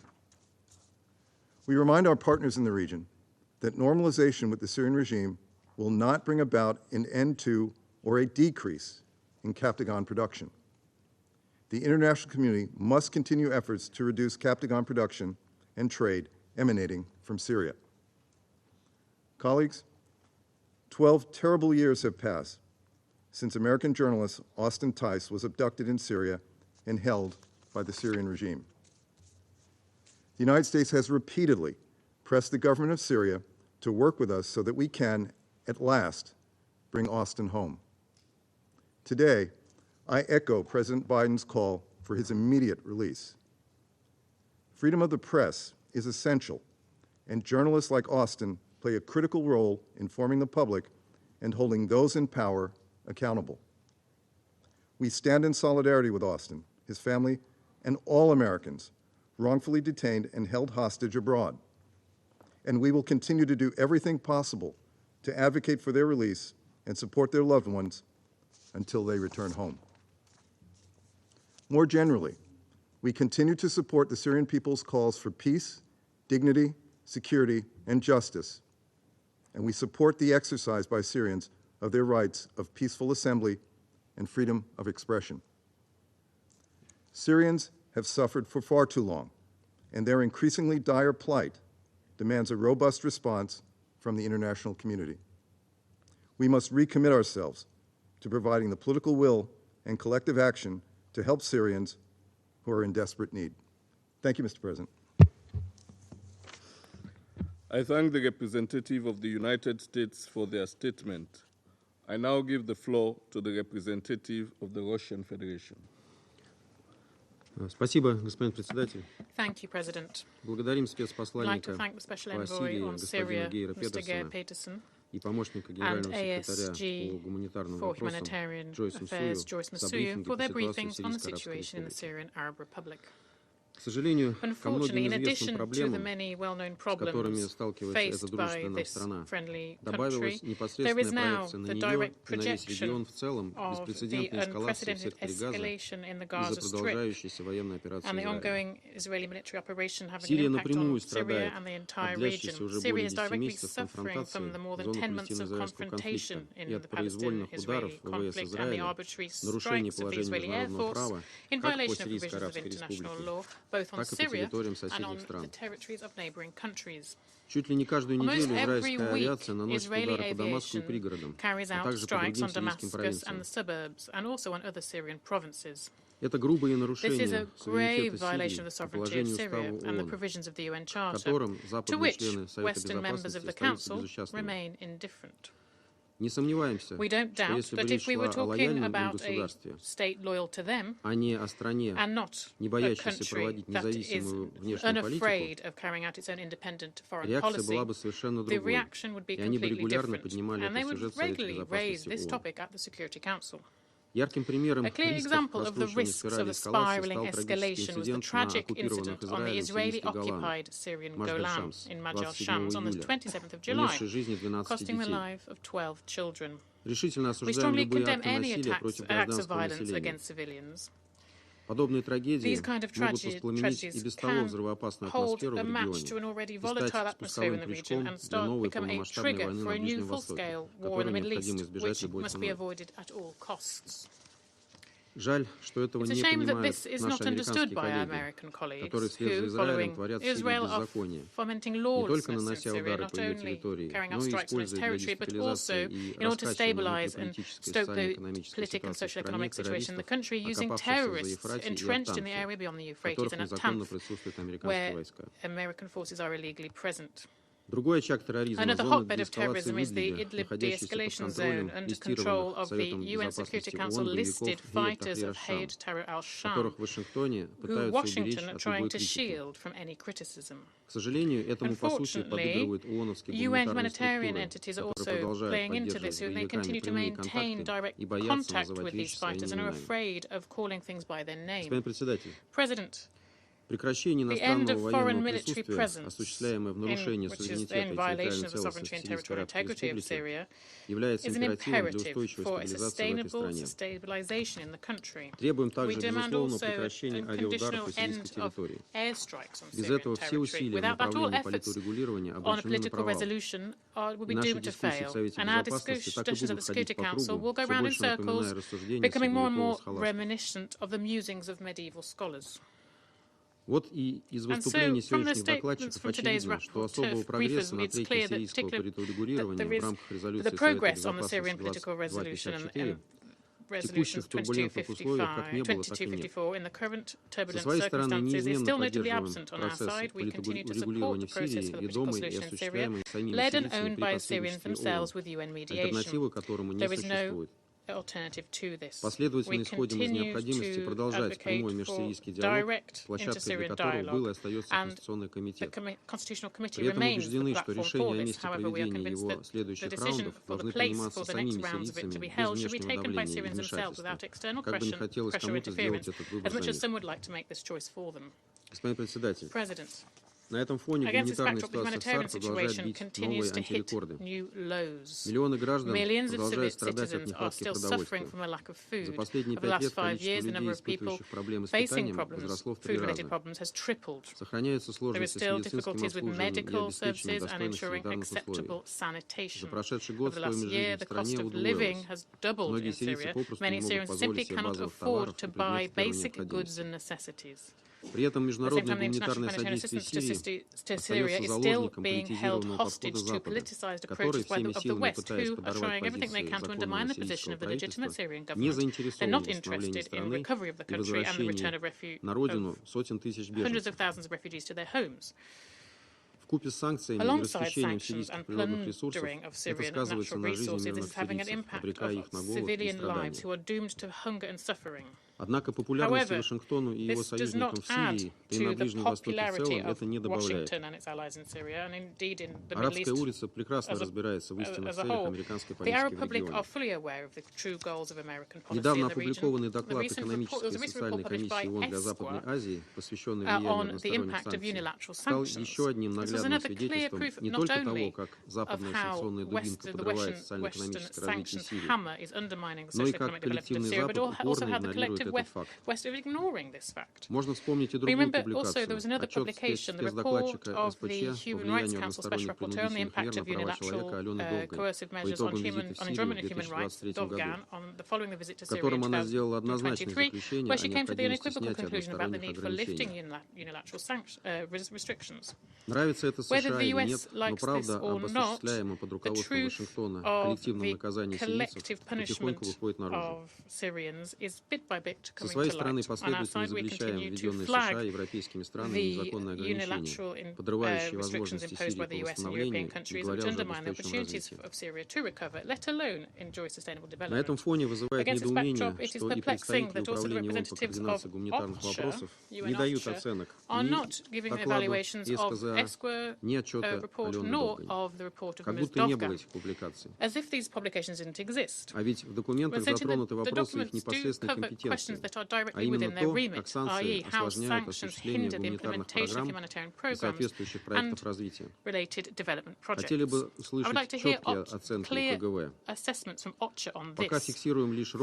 So far, all we have is rare, timid statements on the importance of humanitarian exemptions.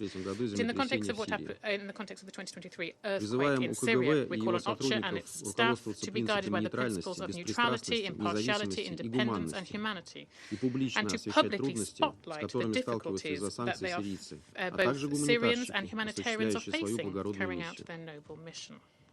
Silence on this question simply undermines not only the foundations of the work of the UN humanitarian wing, but also the moral principles that the organization promotes. Отдельной проблемой остается обеспечение гумдоступа в Сирии. До сих пор не налажены поставки через линии соприкосновения. Такое положение дел неприемлемо. Важно в тесной координации с официальными властями задействовать все возможные гуманитарные маршруты, в том числе с территории, контролируемой Дамаском. Нельзя допустить ситуацию, при которой доступ в северные районы страны будет прекращен. А для этого необходимо наладить эффективный кросс-лайн механизм.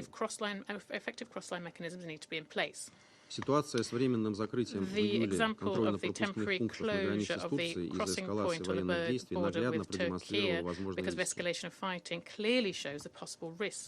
При этом, как бы западные страны не утверждали обратное, отмечаем, что сирийским властям не безразлична судьба своих граждан, проживающих пока еще не подконтрольных сирийскому правительству районах. Об этом, в частности, свидетельствует решение Дамаска, который в очередной раз проявил добрую волю и конструктивный подход в работе с ООН, продлив разрешение на использование КПП Баб-ас-Салям, Ар-Ра и Баб-аль-Гауа. Приветствуем этот важный шаг.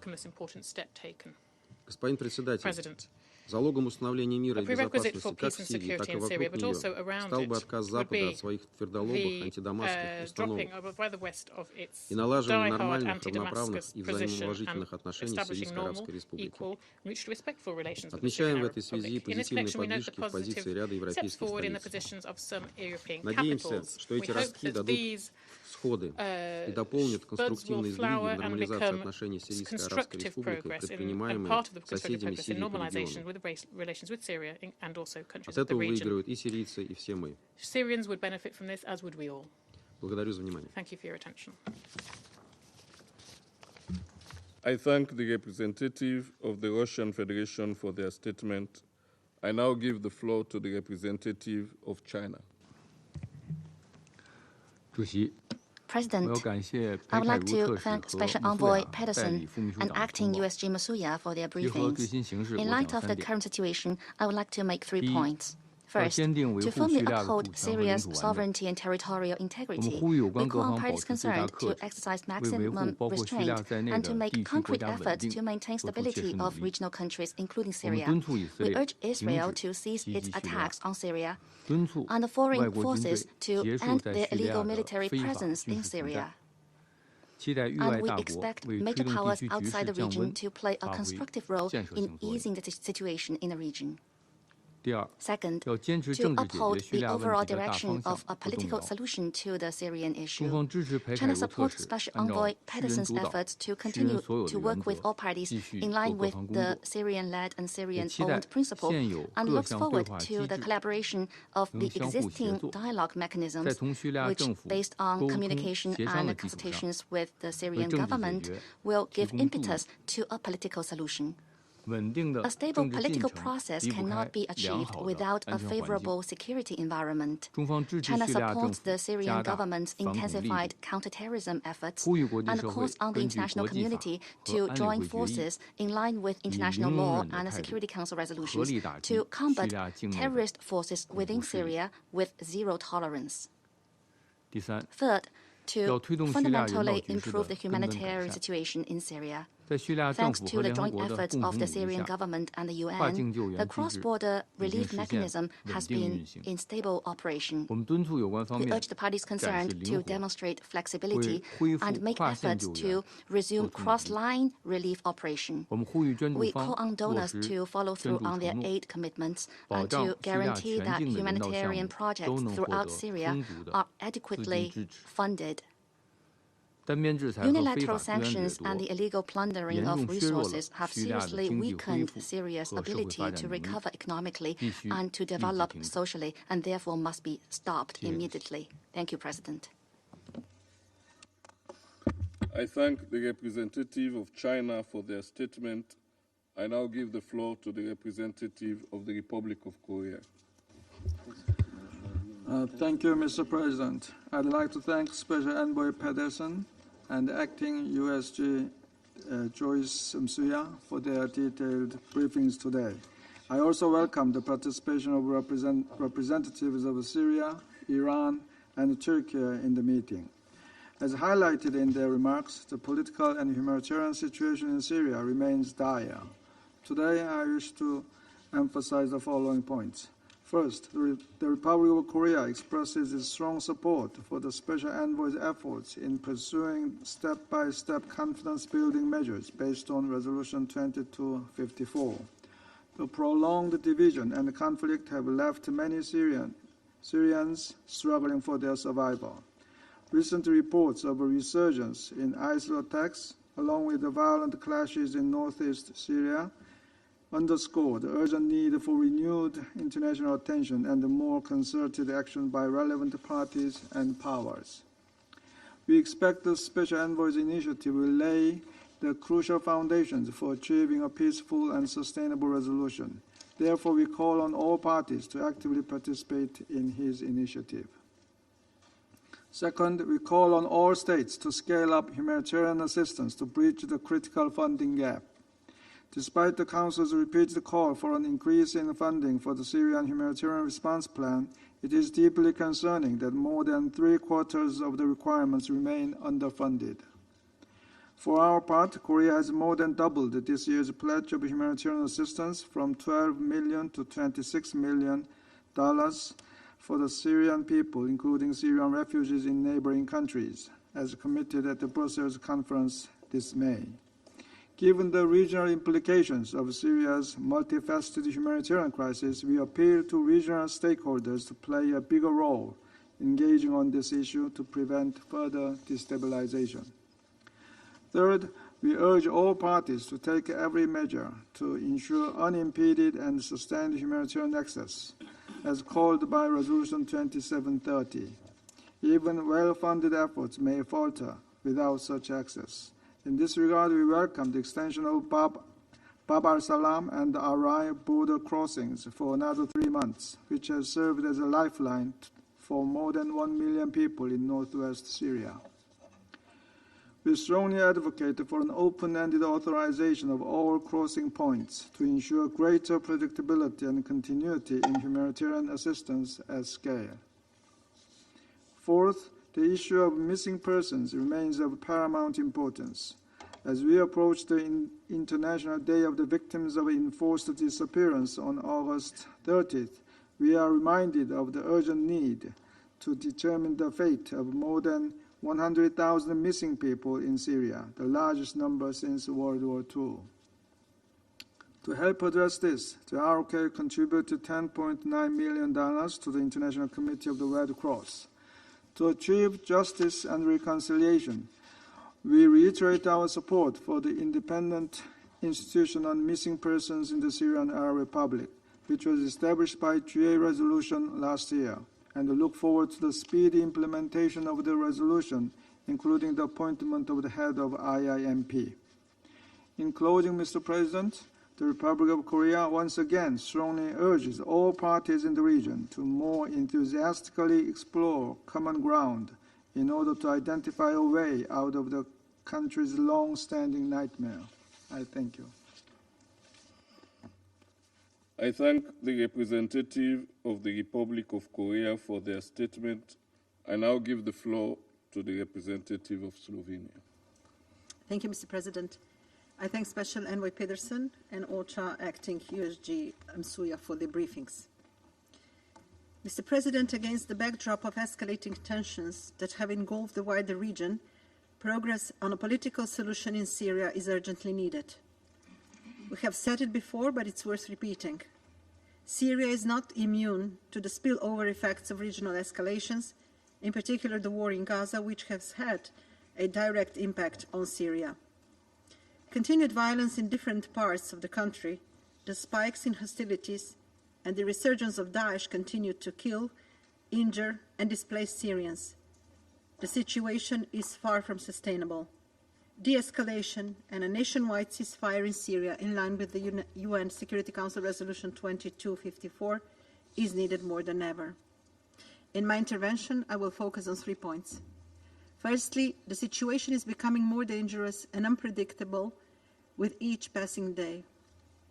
We call on Syrian parties to find a way to inclusive dialogue and substantive engagement with the Special Envoy. We also call on key international actors, including the Arab Contact Group and the participants in the Astana process, to resume dialogue and to cooperate with the Special Envoy within the parameters of the Security Council Resolution 2254 in order to find a lasting political solution in Syria. Renewed dialogue between all Syrians and international parties and the UN should make it possible to identify the common ground needed to break the deadlock in this process. Secondly, millions of Syrians continue to live in a climate of fear. They have been and they still are fleeing the country, whether due to the violent conflict, oppression, economic crisis, persistent human rights violations and abuses, or the desperate humanitarian situations. And they have been doing so for over 13 years. Every instance of instability or escalation threatens their lives, undermines their livelihood, and further diminishes their access to food, water, and health care, as we have seen now happening in Deir ez-Zor. Allowing humanitarian access through all available crossings is critically important. We take note of the authorization for the continued use of Bab al-Salam and Al-Rai crossing points and call for the opening of the crossings along the Euphrates River as soon as possible. Syrian refugees abroad are increasingly caught between pressures and resentment in host countries and lack of confidence that their protection and livelihood will be sufficiently addressed in case of returning to Syria. We reiterate that conditions for safe, dignified, and voluntary return of Syrian refugees are not met yet. The dignity and well-being of Syrian refugees must be protected wherever they are. Thirdly, there cannot be lasting peace without accountability. Over the past 13 years, impunity and lawlessness have shaped a grim reality for Syrians with no end in sight. Slovenia reiterates its call on the government of Syria to ensure compliance with the provisional measures of the International Court of Justice. Slovenia will continue to support efforts to gather and preserve evidence, including by the International Impartial and Independent Mechanism for Syria and the work of the UN Commission of Inquiry on Syria. We reiterate our call on all parties to take every measure to protect civilians, civilian infrastructure, and humanitarian operations in accordance with international humanitarian and human rights law. Mr. President, in conclusion, we reiterate our full support to Special Envoy's efforts, and we call on parties to cooperate fully towards delivering a lasting political settlement in Syria for the sake of Syrian people and their future. I thank you. I thank the representative of Slovenia for their statement. I now give the floor to the representative of Japan. Thank you, Mr. President. I thank Special Envoy Pedersen and ASG Musuya for their informative briefings. The Syrian crisis, now in its 14th year, shows no signs of abating. The humanitarian situation is worsening. 6 million Syrians remain refugees, 7 million are IDPs, and more than 70% are in dire need of assistance. Economic hardship is leading many young people to leave the country, while others resort to militancy or illicit activities. They cannot afford to wait year after year for a political solution that is nowhere in sight. It is also deeply alarming that many civilian lives are being lost to armed clashes and an increased number of terrorist attacks by ISIL. Given all of this, I would like to make 3 points today. First, the Middle East is now full of sparks, and one of which could set the region aflame, as highlighted by the exchange of fire across the blue line over the weekend. To prevent this, we need to address the biggest flashpoint, namely, we must minimize the impact of the Gaza conflict on Syria. This requires a lasting ceasefire in Gaza without delay. Regional stability is necessary for Syrian stability and vice versa. If Syria is drawn into a regional conflict, it could further destabilize the country and trigger new violence. We must lose no time to extinguish the sparks and lower regional tensions. Second, it is essential to support the Syrian-led and Syrian-owned political process facilitated by the UN and the Security Council Resolution 2254. Even though the Constitutional Committee may not be fundamentally resolving the Syrian crisis, it still offers the best path to a lasting political solution. In this vein, we strongly support the role of Special Envoy Pedersen and his team and his efforts to address all conflict-related issues, including the resumption of the Constitutional Committee through a comprehensive approach. Yet more than 2 precious years have been lost over the question of venue. Both the Syrian governments and the oppositions must set aside narrow interests for the long-term future of the country. Likewise, it will be difficult to achieve a major political breakthrough without rebuilding mutual trust between the Syrian government and key stakeholders. Japan believes that the key is engagement and dialogue. In this regard, we are aware of ongoing efforts to rebuild diplomatic relations between the Syrian and Turkish governments, and these positive efforts must continue. Third, cross-border assistance from Turkey remains a vital lifeline to northwest Syria. While we welcome the Syrian government's decision to extend the UN's use of the Bab al-Salam and Al-Ghai border crossing for the additional 3 months, we call for a longer extension from the perspective of predictability. However, the need for aid is nationwide. Even in Damascus, electricity shortages are severe, and many people require urgent assistance. While humanitarian needs throughout Syria are at an all-time high, funding is at an all-time low.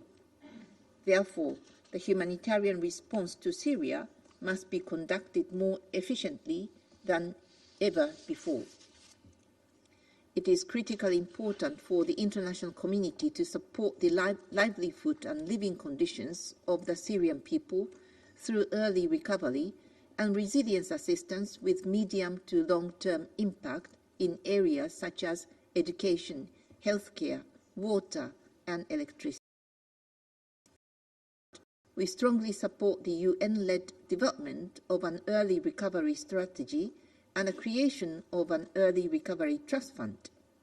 Japan, as a major donor, will continue to extend its hand to the Syrian people. Finally, Japan will continue its engagement and dialogue with the Syrian government and key stakeholders and will make utmost efforts as a responsible Security Council member toward a sustainable resolution of the Syrian crisis in accordance with Resolution 2254. I thank you, Mr. President. I thank the representative of Japan for their statement. I now give the floor to the representative of Ecuador. Gracias, presidente, y agradezco la información proporcionada por los ponentes. La escalada de la violencia en la región exacerba las dinámicas de la guerra prolongada en Siria y agrava sus efectos sobre la población civil. El Ecuador se une al llamado a las partes a ejercer la máxima contención y retomar los canales de negociación política de buena fe.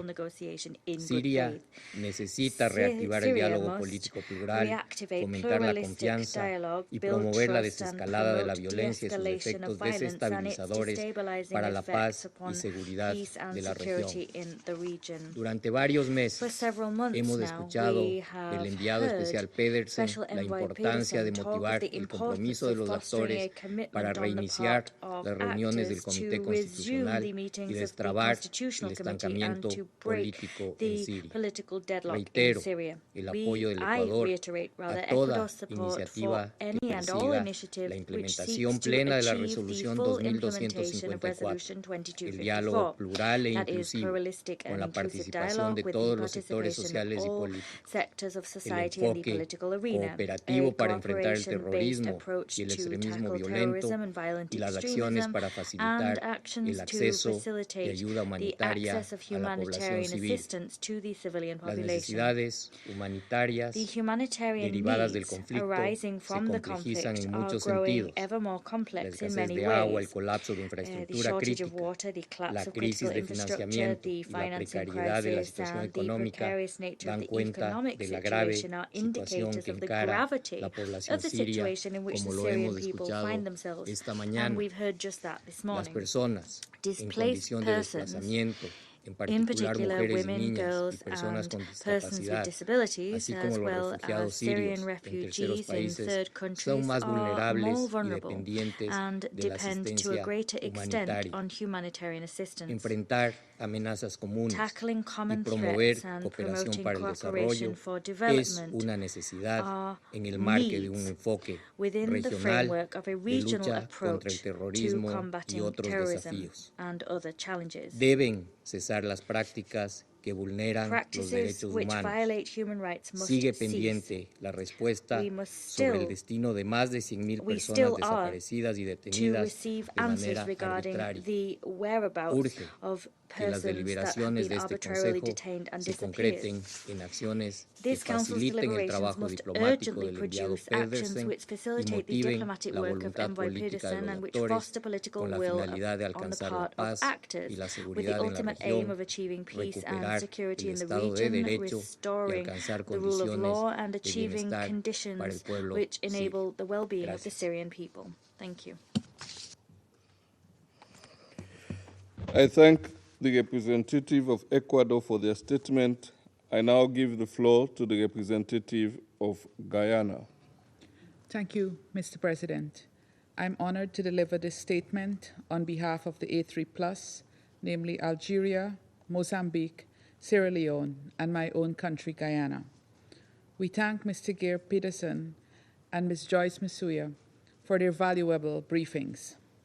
Mr. President, month after month, the briefings on the situation in Syria indicate the dire nature of the situation in the country and the lack of progress in the political process. The suffering endured by Syrians continues to escalate.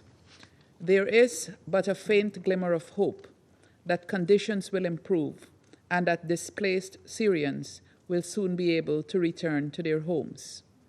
The A3+ reiterates its call for all parties to set aside their differences, prioritize the interests of the Syrian people, and engage in good faith with the Special Envoy, Mr. Pedersen, to bring an end to the crisis that has afflicted Syria for more than 13 years.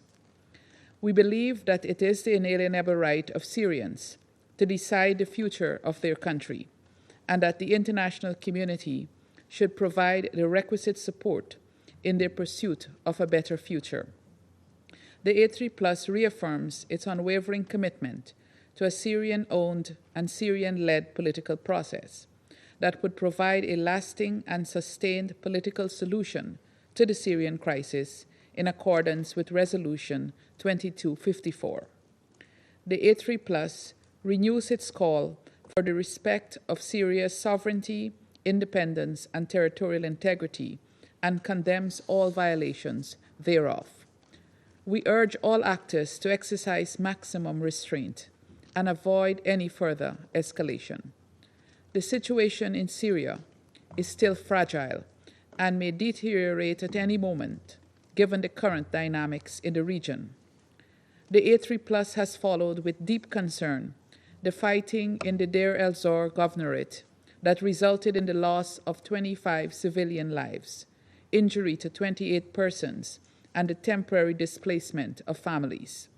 We unequivocally condemn all acts of violence.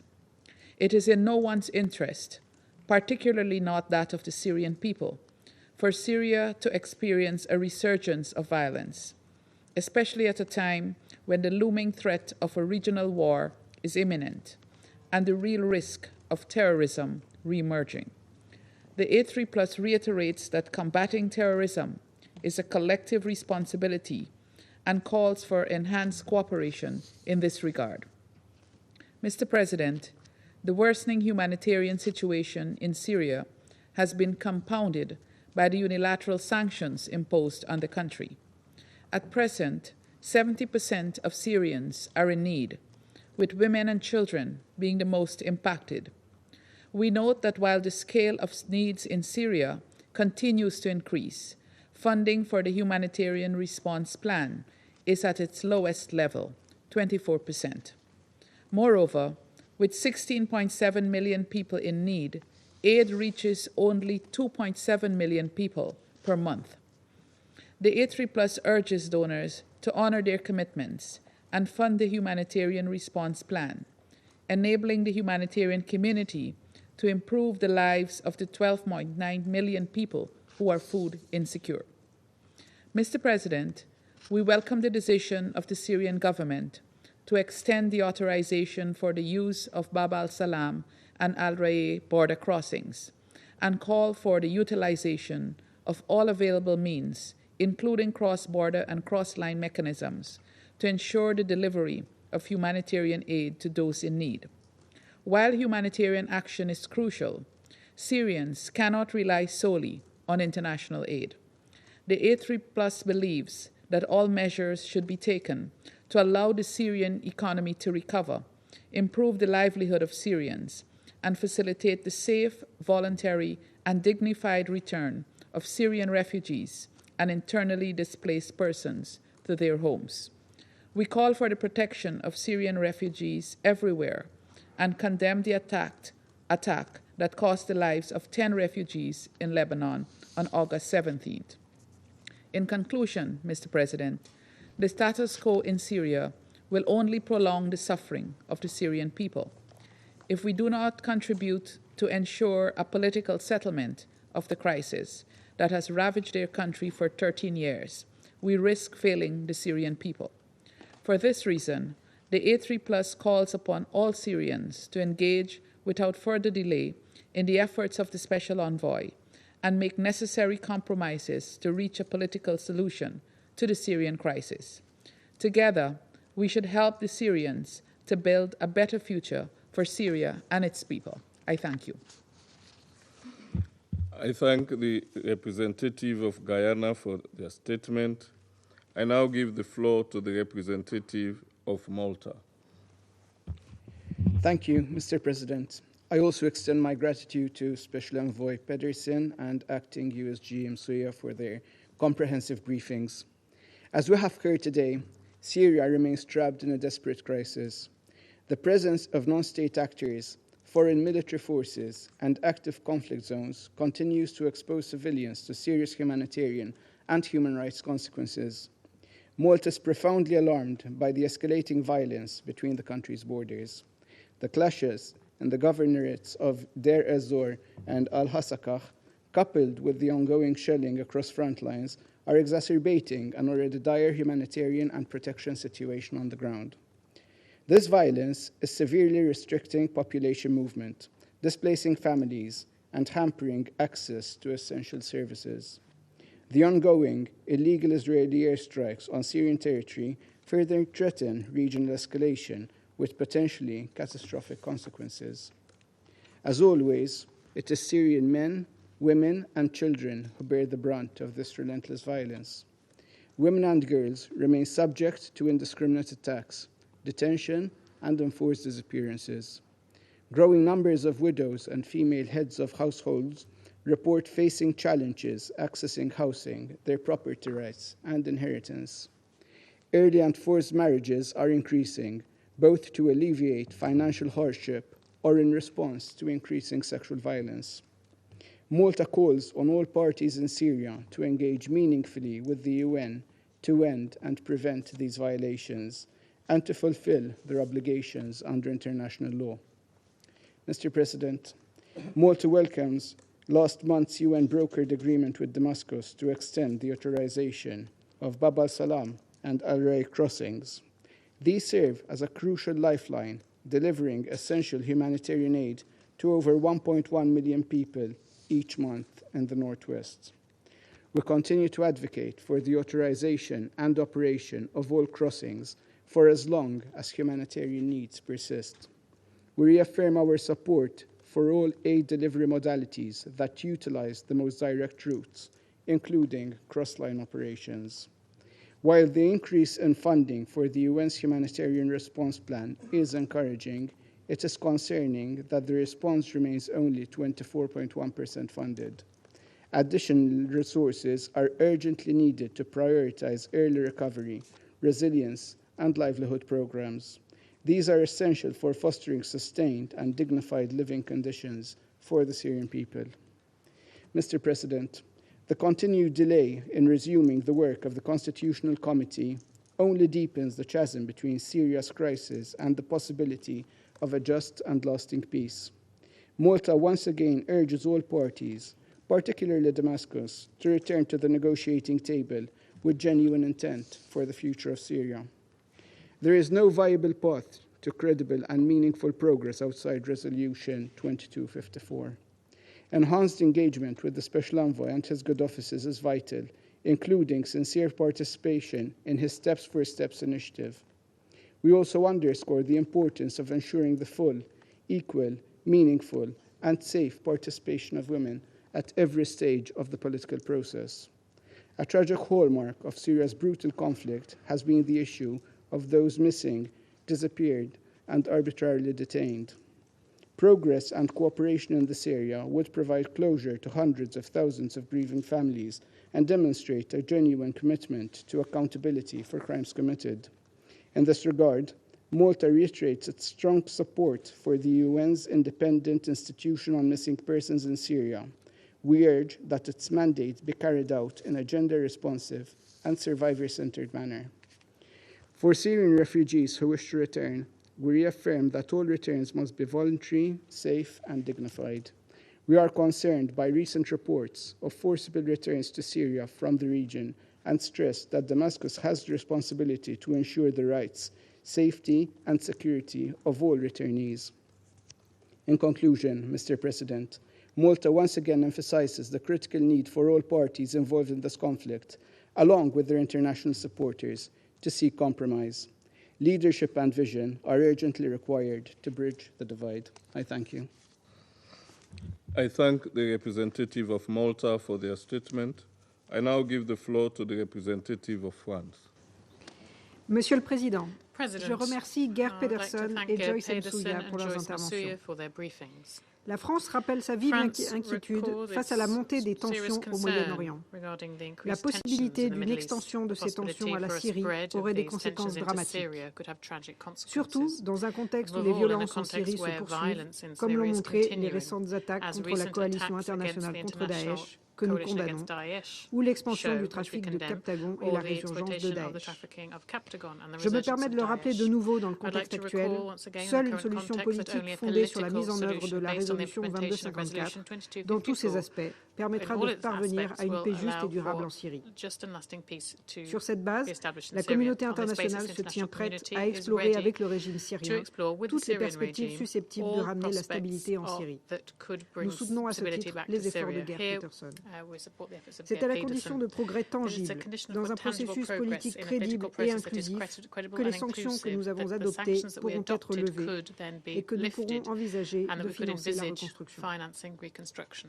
Nous continuerons à apporter notre soutien aux millions de réfugiés syriens dans la région, ainsi qu'aux pays qui les accueillent. La France poursuit dans le même temps ses travaux avec le HCR pour que le régime syrien crée les conditions d'un retour volontaire, sûr, digne et durable des réfugiés en Syrie et mette en œuvre toutes les garanties nécessaires dans le respect des dispositions du droit international en la matière. Les obstacles au retour ne sont pas seulement économiques, mais aussi sécuritaires et politiques. L'ignorer n'encouragera personne à revenir. La situation humanitaire continue de se dégrader. 70% de la population est désormais dépendante d'une assistance humanitaire. Alors que l'insécurité alimentaire touche près de 13 millions de personnes, la France a décidé de renforcer son soutien au programme alimentaire mondial, y compris à travers un projet pilote sur la chaîne de revalorisation du blé dans le Nord-Ouest. Le renouvellement des 2 points de passage de Bab el-Salam et Al-Rai le 13 août dernier est une bonne nouvelle. Nous exhortons le régime syrien à renouveler l'ensemble des autorisations de passage sans limitation de durée afin que les acteurs humanitaires puissent disposer de la prévisibilité nécessaire pour répondre à des besoins croissants. La France et l'Union européenne resteront pleinement mobilisées pour répondre aux besoins humanitaires des populations civiles syriennes. Je vous remercie. I thank the representative of France for their statement. I now give the floor to the representative of the United Kingdom. Thank you, President. And I thank Special Envoy Pedersen and Acting USG Msuya for their briefings today. I'll make 3 broad points. First, this month, we've seen yet another series of attacks by Iranian-backed militia groups against coalition forces in Syria. Malign actors continue to seek to capitalize on the instability to secure their influence and in turn destabilize the region. Violence by regime forces backed by Iran against the Syrian democratic forces along the Euphrates River risks further destabilizing a country already marred by conflict. This instability will continue to play out across the borders in Lebanon and in Iraq. Second, a number of anniversaries this month have been a stark reminder of the devastating impact of the conflict on the lives of Syrians. It is 11 years since the Assad regime used chemical weapons to kill over 1,400 people in Ghouta. A decade has passed since Daesh began committing genocide against the Yazidis.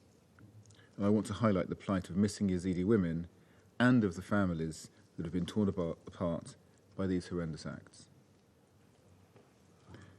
As we mark the International Day of the Disappeared, we recall that forcibly disappeared persons account for around 5% of the total Syrian population. All parties must engage in good faith as the independent institution on missing persons is established to clarify the fate of the missing. Third, President, despite the deep trauma of these horrific crimes, Syrian people have continued to demonstrate bravery and resolve in demanding freedom and democratic rights. There's now been a year of protests in Sweden, standing up to and demanding change from the Assad regime. The demonstrations serve as a dramatic testimony to the unresolved issues that first drove people to the streets in 2011. We continue to call on the Assad regime to realise the protesters' demands for political, civil and human rights, and to end the systematic subjugation of Syrians fairly seeking freedom, democracy and change. President, ultimately it is within the Assad regime's gift to implement Security Council Resolution 2254. This offers a pathway out of conflict that would protect the rights of all Syrians. The UK honours the perseverance of those bravely seeking truth, justice, freedom and stability. And I thank you. I thank the representative of the United Kingdom for their statement. I now give the floor to the representative of the Syrian Arab Republic. شكرا سيد الرئيس. سيد الرئيس، أهنئكم ووفد بلدكم الصديق على إدارتكم الناجحة لأعمال المجلس لهذا الشأن. نجتمع اليوم في الوقت الذي تشهد فيه منطقتنا تصعيدا خطيرا يهدد بإشعالها وتفجيرها. الأمر الذي سيلقي بآثاره على العالم أجمع وليس على المنطقة فحسب. وذلك جراء استمرار كيان الاحتلال الإسرائيلي بارتكابه لجريمة الإبادة الجماعية بحق الشعب الفلسطيني في قطاع غزة وإمعانه في شن المزيد من أعمال العدوان على دول المنطقة بما في ذلك بلاد سوريا، والتي لم يكن آخرها عدوانه الغادر على بلدة مجد الشمس السورية الواقعة في الجولان السوري المحتل بتاريخ 27 تموز 2024. يجدد وفد بلادي التأكيد على ما تضمنته الرسالتان المتطابقتان الموجهتان من حكومة الجمهورية العربية السورية إلى الأمين العام ورئيس مجلس الأمن بتاريخ 14 الجاري بشأن رفض سوريا جملة وتفصيلا الأكاذيب التي أدلى بها ممثل كيان الاحتلال الإسرائيلي خلال الجلسة الطارئة التي عقدها المجلس تحت بند الحالة في الشرق الأوسط بما في ذلك القضية الفلسطينية بتاريخ 13 الجاري، وتجدد إدانتها بأشد العبارات قيام ممثل الكيان الإسرائيلي في إطار ممارساته الاستعراضية وألاعبه المكشوفة وسعيه لتزييف الحقائق برفع صور الأطفال السوريين الذين استشهدوا جراء العدوان الإسرائيلي الآثم على بلدة مجد الشمس في الجولان السوري المحتل وزعمه بأنهم أطفال إسرائيليون. تشدد سوريا على أن أهلنا في الجولان المحتل هم مواطنون عرب سوريون كانوا وما زالوا وسيبقون جزءاً أصيلاً من الشعب السوري، وهم متمسكون بانتمائهم لوطنهم سوريا وهويتهم الوطنية، ويرفضون الاحتلال الإسرائيلي ويتطلعون لإنهائه ووضع حد لممارساته الإجرامية بحقهم. تؤكد سوريا مجددا على حقها المشروع باستعادة الجولان السوري المحتل كاملا، وهو حق ثابت لا يخضع للمساومة أو للضغوط ولا يسقط بالتقادم يكفله القانون الدولي وقرارات الأمم المتحدة ذات الصلة، وخاصة قرار مجلس الأمن 497 لعام 1981. إنما يزيد من المخاطر المحدقة بالمنطقة أن بعض الدول الغربية وفي مقدمتها الولايات المتحدة الأمريكية التي تدعي حرصها على حقوق الإنسان تقوم بتحريك أساطيلها وجيوشها نصرة لكيان الاحتلال الإسرائيلي المجرم ليزداد إمعانا في جرائمه ومجازره واعتداءاته بدلا من ممارسة دورها كدول دائمة العضوية في مجلس الأمن، بما يسهم في النهوض بولايته وحفظ السلم والأمن الدوليين وفقا للميثاق.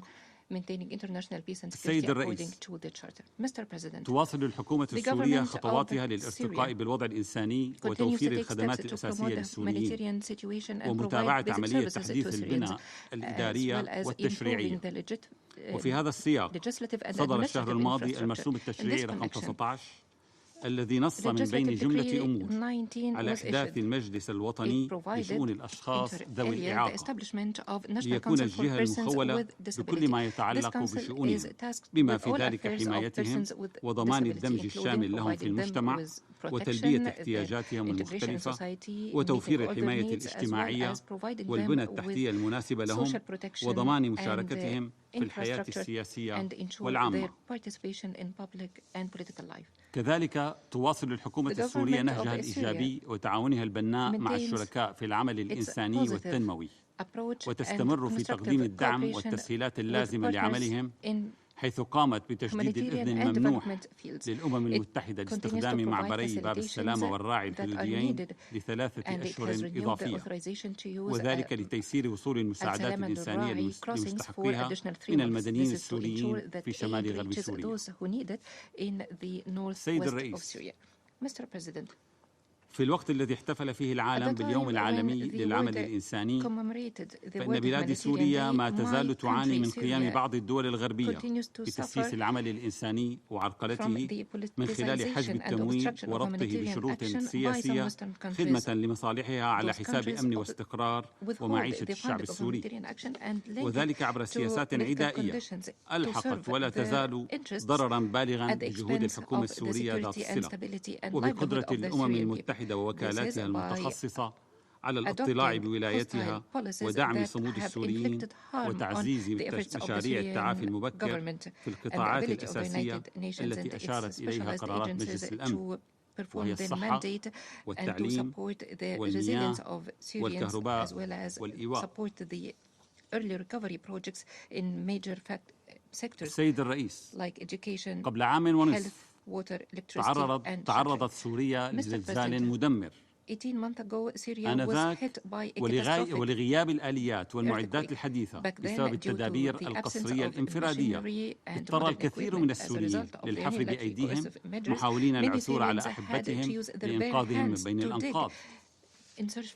واليوم وإذ تصيب سوريا هزات جديدة بلغت إحداها منذ أسبوعين 5.5 على مقياس ريختر، فإن الظروف المأساوية لا تزال قائمة، وذلك لأن بعض الدول الغربية وفي مقدمتها الولايات المتحدة الأمريكية ما تزال مصرة على المضي قدما في سياساتها الهدامة والاستمرار بسياسة العقاب الجماعي للشعوب من خلال فرضها للتدابير الانفرادية القسرية التي تستهدف جميع فئات الشعب السوري دون استثناء. إن غياب الآليات والمعدات الحديثة ليس إلا أثرا واحدا من الآثار الكارثية المتعمدة للتدابير الانفرادية القسرية، والتي تستهدف بشكل مباشر قطاعات حيوية تبدأ بالقطاع المصرفي والمالي مرورا بقطاع النفط والطاقة والطيران، ولا تنتهي بقطاع الإعمار وغيره من القطاعات الحيوية التي تمس الحياة اليومية لكافة السوريين. إن وفد بلادي وإذ يحيط علما بالنقاط الإيجابية الواردة في تقرير الصادر عن الإسكوا لجنة الأمم المتحدة الاقتصادية والاجتماعية لغربي آسيا حول آثار التدابير القسرية الانفرادية على الجمهورية العربية السورية، ويرى فيه دليلا إضافيا على الآثار الكارثية لتلك التدابير اللاشرعية، وتفنيدا للمزاعم التي يروج لها من يفرض تلك التدابير، إلا أن وفد بلادي يشدد على أن المشكلة الحقيقية هي فرض تلك التدابير القسرية بما تمثله من انتهاك جسيم للقانون الدولي، وليس مجرد فرط امتثال أو الآثار غير المتعمدة لتلك التدابير. كما ويتطلع وفد بلادي لقيام الأمين العام بإصدار التقرير الخاص لرصد ودراسة أثر فرض هذه التدابير الأحادية على الدول المتضررة، وذلك تنفيذا لقرار الجمعية العامة 135 على 78 المعنون التدابير الاقتصادية الأحادية كوسيلة للقصف السياسي والاقتصادي ضد الدول النامية. سيد الرئيس، تجدد سوريا التزامها بعملية سياسية بقيادة وملكية سورية دون أي تدخل خارجي، وفي ظل الاحترام التام لسيادتها ووحدة وسلامة أراضيها، وتؤكد استمرارها في التعاون والحوار مع المبعوث الخاص ضمن ولايته كميسر، وتتطلع إلى نجاح جهوده لعقد الجولة التاسعة للجنة مناقشة الدستور في العاصمة العراقية بغداد، وتشدد على أن الحل السياسي في سوريا يستلزم إنهاء الوجود اللاشرعي للقوات الأمريكية ووقف نهبها للثروات السورية ودعمها للإرهاب وللميليشيات العميلة لها التي لا تتورع عن شن الهجمات الإجرامية على المدنيين الأبرياء المدافعين عن عائلاتهم وقراهم وممتلكاتهم في مدن دير الزور والحسكة والقامشلي، إضافة إلى قرى أخرى في المناطق الشرقية والشمالية الشرقية،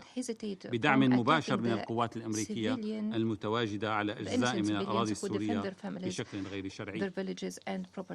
ختاما، سيد الرئيس، تؤكد سوريا على عدم وجود أي أساس قانوني لوجود أو بقاء القوات الأمريكية المتواجدة بشكل غير شرعي في سوريا وبدون موافقة الحكومة السورية، وبما يتعارض مع الأحكام المستقرة في القانون الدولي بشقيه التعاهدي والعرفي، وما الأكاذيب والادعاءات الأمريكية حول ضمان هزيمة داعش كمبرر لاستمرار هذا التواجد اللا شرعي إلا ذرائع واهية لا تستند إلى أي أساس قانوني، بل على العكس تماما، فإن هذا التواجد هو في الحقيقة ما يضعيف جهود مكافحة الإرهاب في سوريا ويحد من الجهود الوطنية المبذولة في إطار استراتيجية الأمم المتحدة لمكافحة الإرهاب التي تؤكد بوضوح على أولوية الملكية الوطنية للدولة المعنية في جهود مكافحة الإرهاب وضمان احترام سيادتها، وهو ما يستلزم إنهاء الوجود العسكري الأجنبي اللا شرعي على الأراضي السورية ووضع حد لما يرتبط به من أعمال عدوان ودعم لكيانات وميليشيات إرهابية ونهب للثروات الوطنية وإعادة بسط سلطة الدولة وسيادة القانون على كامل ترابها الوطني. أخيرا السيد الرئيس، فيما يتعلق بالاتهامات الكاذبة التي ساقها ممثل الإدارة الأمريكية بخصوص المخدرات والتي لا أساس لها من الصحة، نبين ما يلي. لقد أدت الحرب الإرهابية في سوريا إلى تزايد الأنشطة الإجرامية لتلك التنظيمات والجماعات المرتبطة بها، وذلك طبعا بفعل دعم الإدارة الأمريكية لها. وقد قامت تلك التنظيمات لتمويل جرائمها أيضا للإتجار بالمخدرات. وعلى الرغم من التحديات القائمة، فإن الحكومة السورية تبذل قصارى جهدها بما في ذلك في التعاون مع دول الجوار للتصدي لهذه الظاهرة، وقد حققت إنجازات هامة في هذا الإطار. شكرا. Progress and achievements have been made in this regard. Thank you, Mr. I President. thank the representative of the Syrian Arab Republic for their statement. I now give the floor to the Islamic Republic of Iran. Thank you. In the name of God, the compassionate, the merciful, thank you, Mr. President, that this is our first address of the month. We congratulate Sierra Leone on its presidency of the Council and commend its successful leadership so far. We thank Mr. Peterson, the Special Envoy, and Ms. Misua, the Acting Under Secretary General for Humanitarian Affairs, for their insightful briefings. Mr. President, humanitarian situation in Syria remains dire, and the Syrian people continue to suffer severe economic hardship. The politicization of humanitarian aid and the obstruction of international support for Syria reconstruction, largely driven by the US and its Western allies, have prolonged the conflict and intensified the suffering of Syrian people. Additionally, the US continues to use inhuman unilateral sanctions as a tool for the collective punishment of the Syrian population. These illegal actions impose unnecessary hardship and hinder Syrians' recovery. We reiterate our call for the immediate removal of these harmful measures. They must be lifted both as a legal obligation and a moral imperative. Similarly, providing impartial and non-politicized humanitarian aid to all regions of the Syria is crucial to save lives.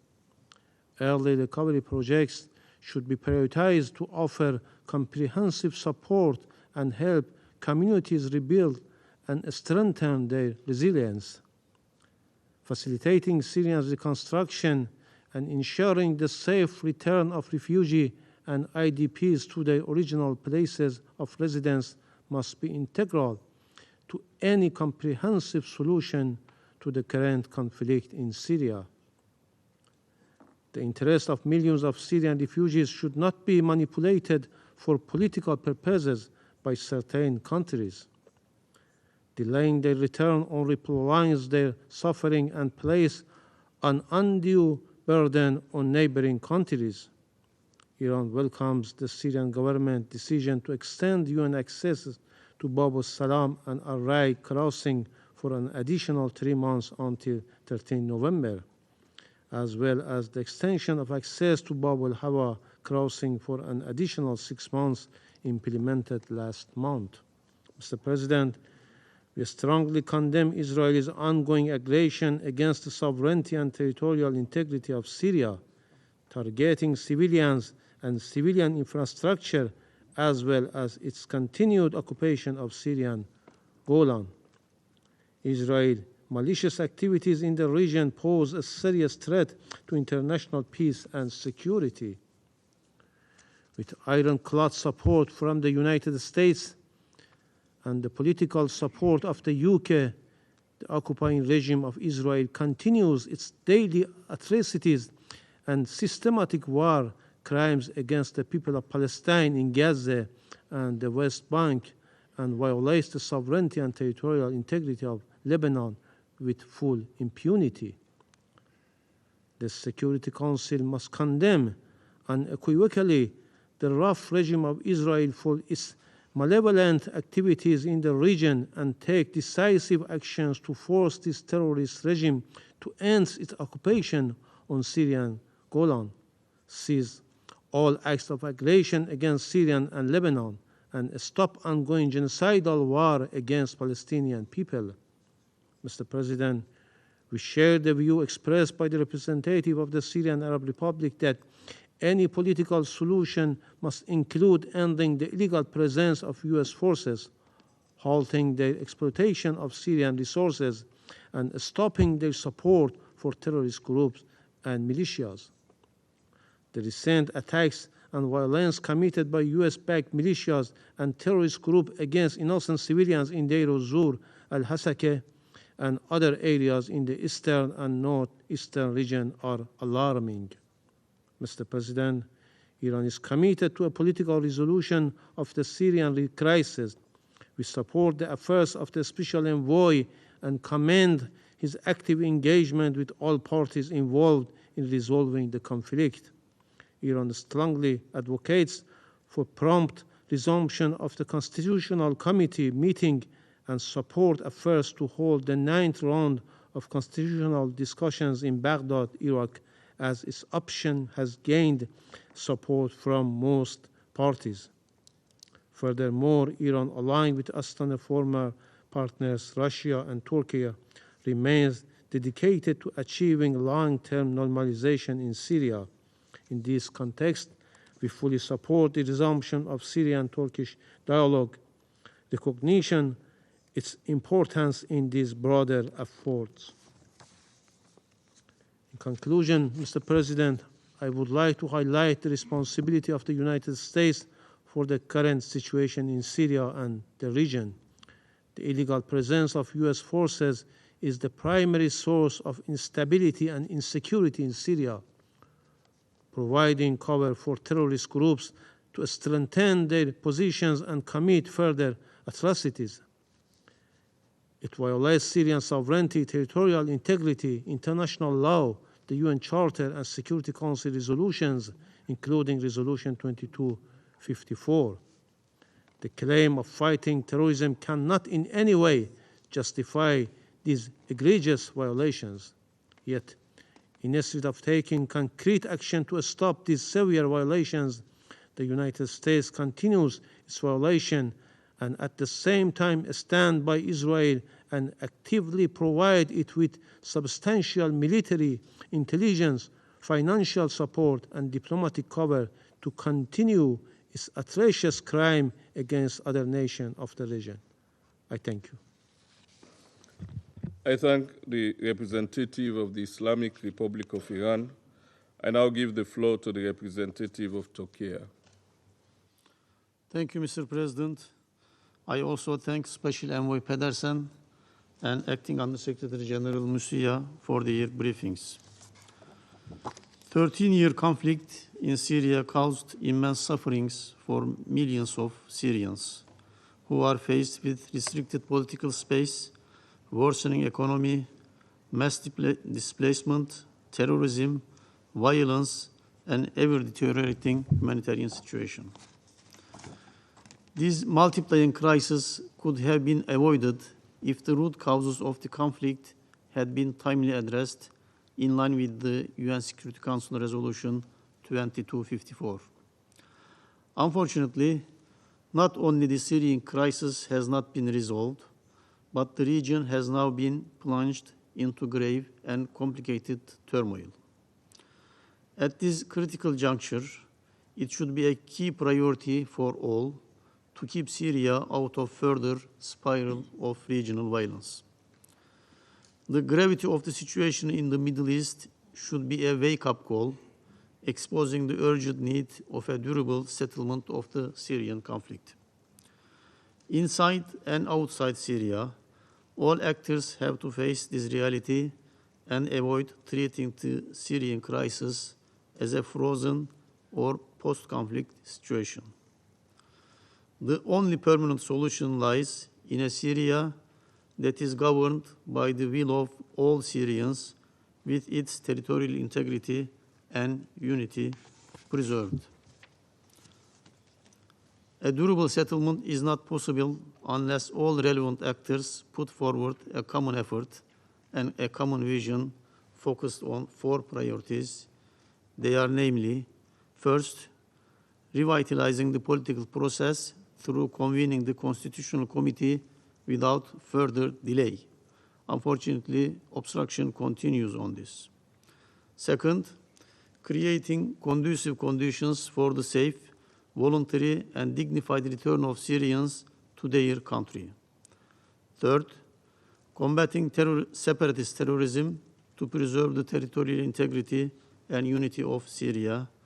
And fourth, providing uninterrupted delivery of humanitarian aid to those in need in Syria. The Constitutional Committee is at the center of the UN political process for Syria. It is essential to ensure its continuity. With the developments that can be achieved in the political process, further steps can be taken to easily improve people's lives on the ground.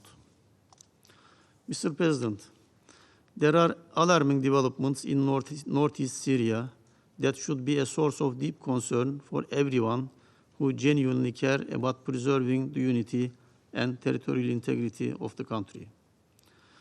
The latest events in Deir ez-Zor show once again how misguided and unsustainable the support extended to the PKK, YPG, SDF terrorist organization is. The oppressive practices and grave violations of these terrorist organizations against the local population in northeast Syria, especially against children, has been widely documented for years, including by the UN. They are doing almost the same in parts of Iraq. And most recently, as recorded in OCHA reports, the PKK-YPG SDF terrorist organization revealed yet again its true ugly face by restricting the access of local population in Deir ez-Zor to basic food supplies and drinking water, as well as hindering the delivery of cross-line UN humanitarian assistance to Ras Al Ain and Tel Abyad area. PKK and its offshoot, the so-called SDF, have been trying to subjugate the people of Syria for years under the pretext of fighting ISIL, while in reality is releasing ISIL affiliates and is solely focused on its own separatist agenda, as exemplified by its so-called social contract and local election attempts. As such, PKK is the biggest threat to the unity and territorial integrity of Syria, as well as a grave danger to any meaningful effort towards achieving peace and stability in this country. Mr. President, Syria also remains beset by significantly deteriorating humanitarian situation. In the 14th year of the crisis, a record 16.7 million people are in need of humanitarian aid inside the country. Despite this, the UN's humanitarian response capacity is heavily constrained by uncertainties about access and inadequacy of funding. While we note the continued use of 3 border crossings for UN's life-saving cross-border aid deliveries, we call for needs-based, predictable cross-border access rather than artificial time-bound extensions. Last-minute, short-term extensions are not proper. Similarly, it is necessary to preserve the whole of Syria approach, which has been the backbone of the UN's massive humanitarian response in this complicated conflict situation. In light of the worsening humanitarian situation, it is also critical that humanitarian funding for Syria is not decreased and pledges are swiftly fulfilled. As Turkey, we will continue to facilitate humanitarian aid deliveries to Syria. We are also cooperating with the UN to develop lasting solutions to the water and electricity problems in North Syria. I thank Acting Under Secretary General for mentioning this. In conclusion, Mr. President, we need a recalibrated focus of the international community with a broader coordination and a holistic approach to Syria. Any meaningful step towards a genuine national reconciliation and in line with the expectations of the entire Syrian population will contribute to the solution of the Syrian conflict. I thank you again, Mr. President, and I wish you success during your presidency of the Council. I thank the representative of Turkey for their statement.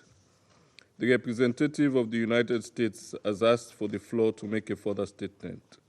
I give them the floor. Thank you, Mr. President. I apologize for taking the floor, but I need to respond to some comments that were made by the representative of the Assad regime. Let's be clear. No one has inflicted more harm on the Syrian people, whether it be economic, political, or military, than the Assad regime. Let's not forget how that war started. The regime can try to deflect blame to others, but the international community will not be fooled by these typical diversions. The regime remains a major security threat to the Syrian people. It has carried out unimaginable atrocities against Syrians, most frighteningly through the regime's use of chemical weapons. It is no wonder that Syrians outside of the country are reluctant to return. These atrocities will not be forgotten by the international community, and the Syrian regime will be held to account. My last point.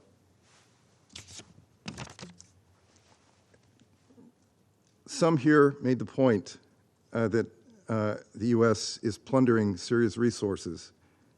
This is absolutely, patently false. The United States is not plundering Syria's resources. American soldiers are present in Syria to fight ISIS, as we have said countless times in this council.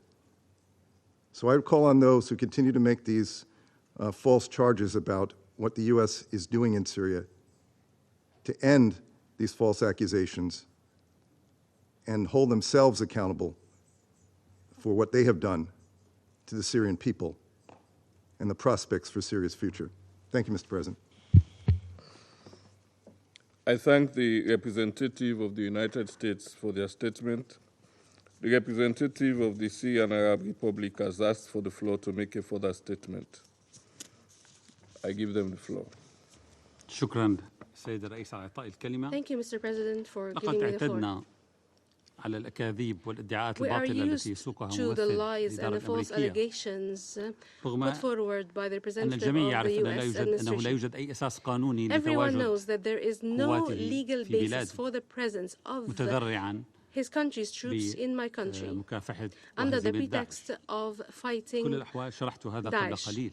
I did explain ولن this أطيل عليكم أود فقط just أن now. أحيلكم I will not إلى speak اعتراف about things. صريح من I would رئيس like الأركان to refer الأمريكي you السابق to a مارك ميلي clear وأقتبس former قبل أن commander, نتبرأ US جميعا commander, بشأن ما admitting تفعله that إسرائيل before we وأنا all أشعر بالفزع looking تجاه at موت what الأبرياء في Israel is غزة. doing, and I am لكن dismayed لا by ينبغي لنا the أن ننسى killing أننا of نحن civilians in Gaza. We should الولايات not المتحدة. forget that we, the United وأكرر States, and I repeat أننا نحن that الولايات we, the المتحدة United States, قتلنا الكثير من have الأبرياء killed في الموصل many العراق innocents وفي in الرقة Mosul, Iraq, سوريا. and in Raqqa, لقد Syria. دمرنا We have 69 مدينة destroyed يابانية بخلاف هيروشيما وناكازاكي. 96 Japanese لقد ذبحنا cities in الناس addition بأعداد to هائلة Hiroshima and رجال Nagasaki. We ونساء have وأطفال. massacred people انتهى in الاقتباس. mass numbers, men, women, and children. إن End هذه of quote. الكلمات Interpreter توضح notes that this جانبا quote is صغيرا back translated جدا into جدا English. من This الجرائم is just a التي fraction ترتكبها of the الإدارات crimes الأمريكية committed المتعاقبة by the عبر التاريخ successive U.S. وفي مختلف administrations مناطق العالم throughout history وفي and مختلف across the مناطق different العالم بما regions فيها of the بلاد world, سوريا. including my country, Syria. شكرا. I thank you. I thank the representative of the Syrian Arab Republic for their statement. There are no more names inscribed on the list of speakers. The meeting is adjourned.